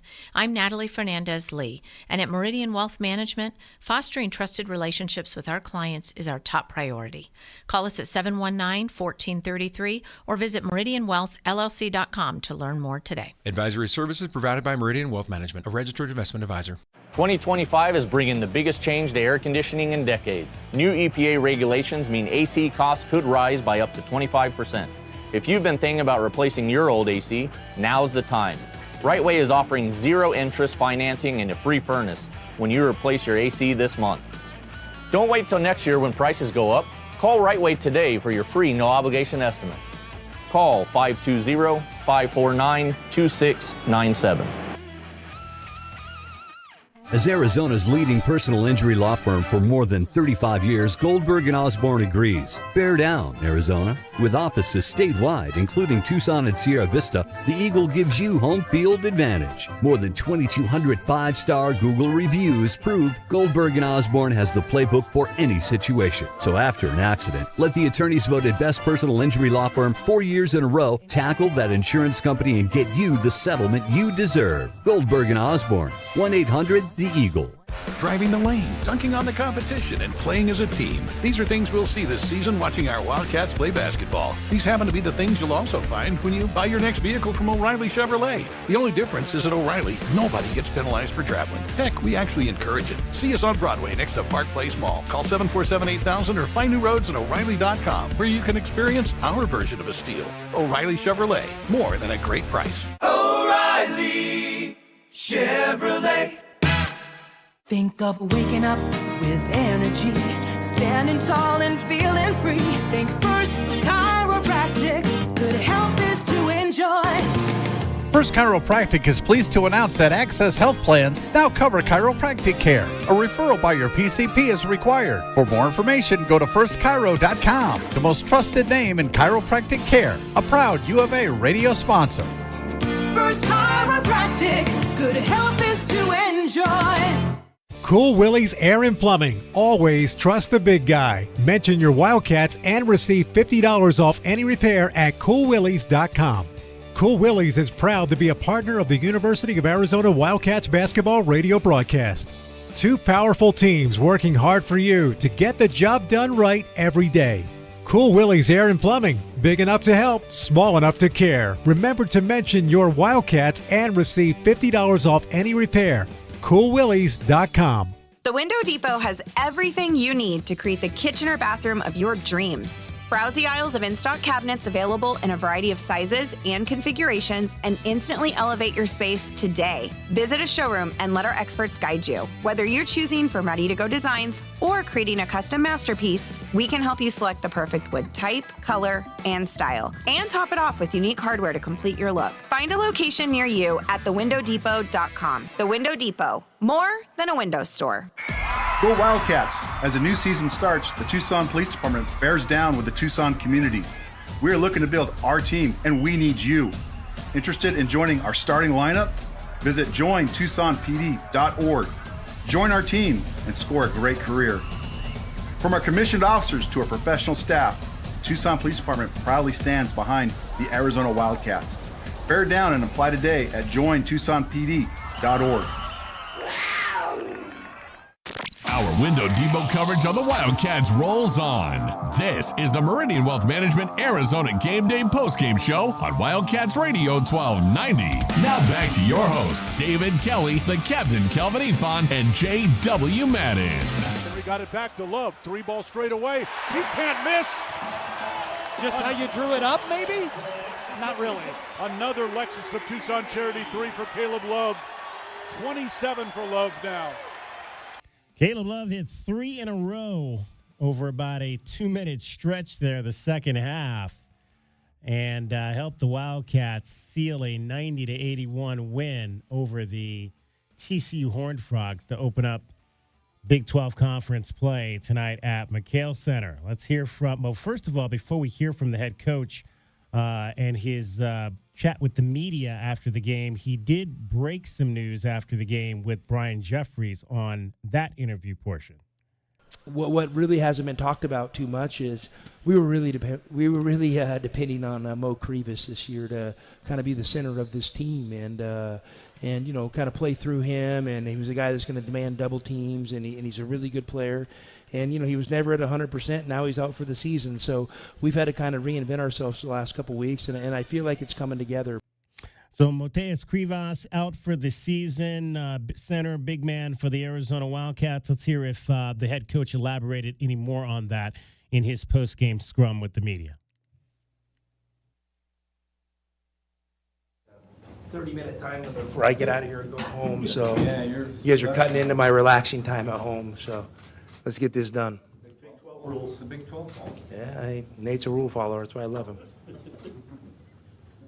So your first glimpse into the Big 12, how do you feel? Hey, it's basketball. I mean, it's basketball, and the Big 12 is going to be amazing. But we had some amazing conference games the last couple of years in the Pac-12 as well. So, they're heavyweight battles, and I thought our guys did a good job getting off to a good start, and maybe against some lesser opponents, you can kind of get that little run, then make the next run and get that gap. We were just never able to do that, and so. Got to give a ton of credit to TCU for hanging around and not making it easy. And I mean, our offense obviously was clicking tonight, which is a good sign, but it had to be, or that the outcome could have been different. Well, what was the difference? Just you guys answered basically everything. You led the whole way, even as close as they kept cutting it. Just as opposed to earlier this season when you had some deals like that, and maybe. Yeah, I mean, we haven't maybe handled some of these close games. As good as we could have. And I think there's a little more certainty now in what we want to do and how we want to play. I thought the guys had great poise. And, we've talked a lot about that.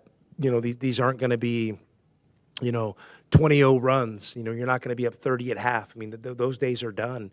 So we've got to get comfortable being in close games and comfortable fighting and fighting back. So I thought our guys showed a ton of poise today, and that's what it's going to take on a night in and a night out basis. Talk about Caleb's line, 33-7-7-0. Great. I mean, obviously, I'll take it every day. Caleb played great, and it's going to be a long conference season, but he deserves that. And Caleb is, there's a lot of attention put on him, and he's a little bit of a lightning rod, and my job is to stick with him. I mean, he's my guy, and he's our guy, and I'm going to hang with him through the good times and the bad times because I believe in him, and I know his teammates believe in him. I know he believes in himself, and sometimes I think that one thing that's not talked about enough is, when you're a guy of Caleb's stature and you have to come back to college, it's not easy, and there's a lot of emotions involved, and when you come back, you want it to go great, you want it to go perfect, and when it doesn't, it's a gut punch. So I think he showed a lot of character in how he's handled it and how he's responded to a situation that there's expectations and it hasn't gone well. For him to come out and play the way he did and just the way he carried himself was great. But you know what? There's another challenge waiting next week. That's the thing. We got to keep it going. What did you like about the way Henry played tonight? Henry settled in. Henry's somebody that I believe in a lot, and his development's taken a while, which is normal. It's not a slight to Henry by any stretch. He's in his third year. He's 7 feet tall. He had a thin frame. They're starting to come together. His shooting, his decision making, his balance, his strength is all kind of coming together at the right time. But you know what he needed? He needed some game experience. Henry has shot the ball really well in workouts and practice, and I don't know what his three-point shooting was going into the game, but it wasn't an indicator of that. So there's this thing called game confidence that you have to get, and when you have to be able to do it under the lights, and so for him to kind of get that opportunity, Mo's out, so we'll make that announcement. I don't think he's coming back this year. I mean, it doesn't look like it. So now we're going to be able to roll with Henry, and he's going to get probably a little more opportunity, and for him to kind of have a kick off his Big 12 career the way he did tonight was a great sign. Was there a definitive ruling today from doctors or whatever as far as Mo, or did he decide to have surgery? Or what? Well, I mean, I think that's coming. I think that's coming. But the head coach probably slipped up and said too much when he probably knew more, and he finally, just let my guard down and said what we all kind of were assuming. So, I met with Mo today. It doesn't look like he's going to play, but he's a great person and a great player, and he's an important part of our program going forward. Games, Tommy, I'm sorry. Well, just to follow up, is he going to have surgery, or that's still up in the air? Yeah, I'll let J-Rock and the training staff, kind of make those announcements, and Nate when the time is right. Because if I did say that and I don't know the right procedure or whatever, I don't want to violate any HIPAA rules or anything. So, but yeah, it doesn't look like he's coming back this year. One more thing, sorry. Was that was there any chance that he wanted to play? Did you guys want to err on the conservative side? Bruce, I'm not going to get into the weeds, but it doesn't look like he's going to be back this year. And, as, more time passes, maybe we'll get more clarity on everything. I'm going to be honest with you, I don't know all the particulars because I've been so focused on the guys that are going to play and moving this team forward. That's been where my attention's been. Back to Tommy, back to Caleb, Tommy. Did you, at any point in the last 3 games, he's been brilliant in all these points, did you have to say, don't worry, I got you, everything will be okay, or you didn't have to worry about that? I mean, we've had a lot of conversations, and I think that's always understood, with him and I. But that doesn't mean we're not honest. That doesn't mean that I just, rub his shoulders. I'm very honest with him, and you know what? He can handle it. And I thought he played great today. I thought he did. I thought start of the second half defensively, I think he went for a wild steal and things like that. We'll talk about that. But all in all, I mean, I think, he showed that, he's one of the best players in the country. But to be one of the best players in the country, you got to do it on a night in and night out basis. And hopefully that's what we're trending towards. Earlier that the offense had to be clicking tonight or the result could have been different. What was your impression of TCU, especially offensively, considering they were missing 2 of their best players? Yeah, I mean, listen, Jamie's a great coach. He's been there, playing a lot of big games. He's got almost an entirely new team. And so it's really impressive. And, but those dudes they have some veterans, man. Those guys have been around the block. They've played those transfers. Those freshmen came in and played with confidence today.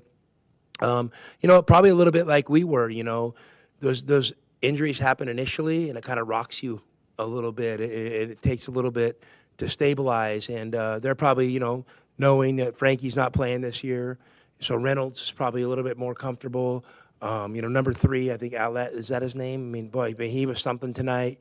And then their role players were great. And so I think it's just it's a really impressive outfit. And, I know, these injuries are tough on everybody, but I was really impressed with just how they competed tonight. I thought we had them on the ropes a couple times, and they came back. And then, man, I thought we had a few crazy possessions. They got an and one. They made a 3, and defensively we could have been better. There's no doubt about it. So I was just impressed with their stick-to-itiveness tonight. Carter Bryant makes some spectacular plays out there, but he's also put a lot of control at times. Had that one spin move that he tried with the travel. What do you make of where he's at? Growing. Guys, I told you, let's give him a month. Let's see where he's at after a month. You need that initial kind of those initial opportunities and those initial tests to see where you're at. And then you need some time to respond to those. And I think we're getting to that right now, and he's got enough game experience now. He did some great things today. I mean, that 3 he made was big time. He had another 3 right in front of our bench that goes in and out, that would have kind of iced the game. So, I mean, those are big time plays. He did have a travel on a little dump down. He had a travel on when we caught the ball kind of in the middle of the zone on that spin move you're talking about. Those are things he could continue to get better at. And, defensively, he had some great possessions, and he had some possessions where, he did too much. They're all learning. It's all learning. And Carter is, Carter has 2 things in spades: great character and great potential. And I will bet on those things every day. But they just take a little bit of time. And I think we're getting closer to seeing, what a more finished product of Carter is going to look like. 33 baskets real quick. Go ahead, you can transition. Sorry, Steve. No, go ahead.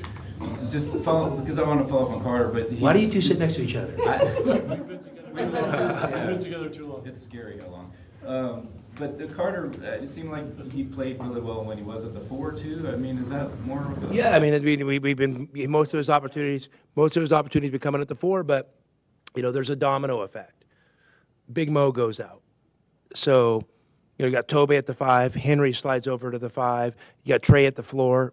That opens up an opportunity for Carter to move to the 4, which opens up an opportunity for Delly to get more opportunity at the at the wing position, and then we can kind of figure out those 5 perimeter guys, who's playing good, and they can get a lot of the opportunities. So it's just kind of maybe giving us a little more certainty in our rotation. 33 baskets, 28 assists. Looked like the time you go into the 2-3 years. Yeah, that was awesome. I mean, well, listen, 2-3 years ago was last year. We didn't do that last year. I mean, that's how we love to play, and assist is something we never talk about, but playing the right way is something we talk about. We want ball movement. We want player movement. We want guys to have high IQs. We want guys playing with great fundamentals. And that was challenging at some points this year. And I obviously could have done a better job coaching it, but it's not like I changed my philosophy. So now I think that there's more synergy between what the staff's looking for and what the players are doing on the court. You're looking forward to having the opportunity to carry what you did here onto the road with these two? 100%. I mean, we're fired up. We got a great road trip. I mean, come on, you're going all the way back to the East Coast. You're playing Cincinnati. You're playing West Virginia. I'm assuming both fan bases are going to be excited that Arizona's coming to their home gym. And, I mean, what a great opportunity for us to go out and continue to prove ourselves in the Big 12. How do you feel about playing that's your longest trip? To do that right away, is that a good thing? You're not in school, guys aren't in school. Whatever. I'll let you know after. We'll talk after, and then I'll let you know. In our lunch wrap-up at the end of the season, we'll talk about it. Brigger going to give you the tour of Cincinnati, or you got Rex for that? Yeah, I mean, we got a lot of friends in Cincinnati, so I'm looking forward to it. But, hey, let's keep Brigger focused on, making sure the uniforms are clean and everything. We don't need him getting sidetracked. How's it gone with Ed again? Sorry. Go ahead, Bill. How has it gone with him? You kind of inherited Emoy, right? Like, I mean, how was that going? We're calling him by acronyms now. Well, that's what you called him, and I guess. Listen, there's a lot of guys that have stayed on with the program, and since I came here, and I think that continuity is really important.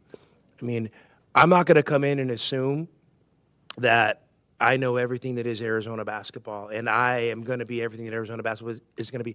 Arizona basketball was amazing before I got here, and you know what? It'll probably be amazing after me. And this is my time in there, but so it's not about me. It's about the program. And those guys have helped me. I mean, when you talk about the guys, I could think Nate, right here, Brigger, Rounds, J-Rock. Those 4 guys right there have helped me so much, navigate Arizona basketball. And they've been positive contributors, and they've really become lifelong friends. So I'm thankful for those guys. And to me, that's super important, just that continuity and understanding that this is a lot bigger than me. Let's take a look at what's happening today around the rest of the country. Scoreboard is brought to you by Goldberg and Osborne. Goldberg and Osborne, the injury lawyers. All right, Big 12 tonight. 3 ranked teams were in action on the road. Here's how it went. Number 3, Iowa State wins at Colorado 79-69. Joshua Jefferson, 13 points, 7 rebounds, and 8 steals for the Cyclones. Number 14, Houston wins at Oklahoma State 60-47. It was Juan Roberts, 20 points and 11 rebounds for the Cougars. The only loser of the ranked teams on the road, number 16, Cincinnati. That'll be the Wildcats' next opponent. They fall at Kansas State 70-67. It was Coleman Hawkins for the Wildcats, 20 points, 10 rebounds, and 4 steals. I'm sure the Bearcats won't be upset about that or anything for the next game. No, probably not. Nah. But so 4 games tonight, 4 games tomorrow to start Big 12 conference play. West Virginia will visit number 7 Kansas. Number 25 Baylor will host Utah. Central Florida will be at Texas Tech, and Arizona State opens on the road at BYU. Those are your scores. Let's get to the finale here. Thanked all the people that were part of this broadcast today. Dusty Dale on the FM side, 107.5. Dragon Ball David Amata on the AM side here, Wildcats 1290. For Calvin Efon and JW Madden, my name is David Kelly. That's our time for tonight. Once again, your final score from McHale Center in front of 13,560. Arizona wins their Big 12 debut, 90-81 over TCU. Happy New Year, everyone.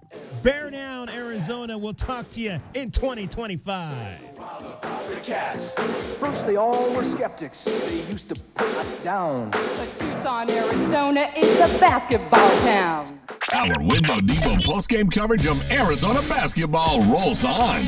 This is Meridian Wealth Management Arizona Game Day. The postgame show is brought to you by Broadway in Tucson, Cool Willie's Air and Plumbing, Drain Medics, First Choice Pools, Goldberg and Osborne, The Injury Lawyers, Kaiser Garage Doors and Gates, Lexus of Tucson, O'Reilly Chevrolet, Recon Auto Detail, Right Way Heating, Cooling and Plumbing, Rockin' K Master Plan Community Designed by Nature, Showtime Sports Cards, Tucson Police Department, University Termite and Pest Control, and by Meridian Wealth Management. Wealth well managed, life well lived. TCU Tucson, a Cumulus media station. You're listening to the flagship of Arizona Wildcats Athletics. This is Wildcats Radio 1290. It is. I will actually be here to ring the new year, but on the JR Sports Brief, which is very weird. I don't know. I just thought maybe you were trying to avoid. He said, I'm not working with Herrera in 25. Oh, once I saw Fajita on the schedule, I was just like, get me out of here. I am so sick of that guy. So if I don't get a chance to tell you Happy New Year, thank you for everything this year. Oh, likewise to you. We still got another hour to do this, though. We still got another hour, but you just never know. We might get caught up in something, or you might win the lottery and leave. I will tell everybody right now within the sound of my voice, if that happens, there is no goodbye. I just fall off the face of this job. You might go Cam Ward on me and just tap out. He's like, hey, how come Carlos Whitaker didn't get in the second half? Oh, and he hit the lotto. He's good now. Yeah, he Cam Ward. I think I might make that into an actual saying. Ooh.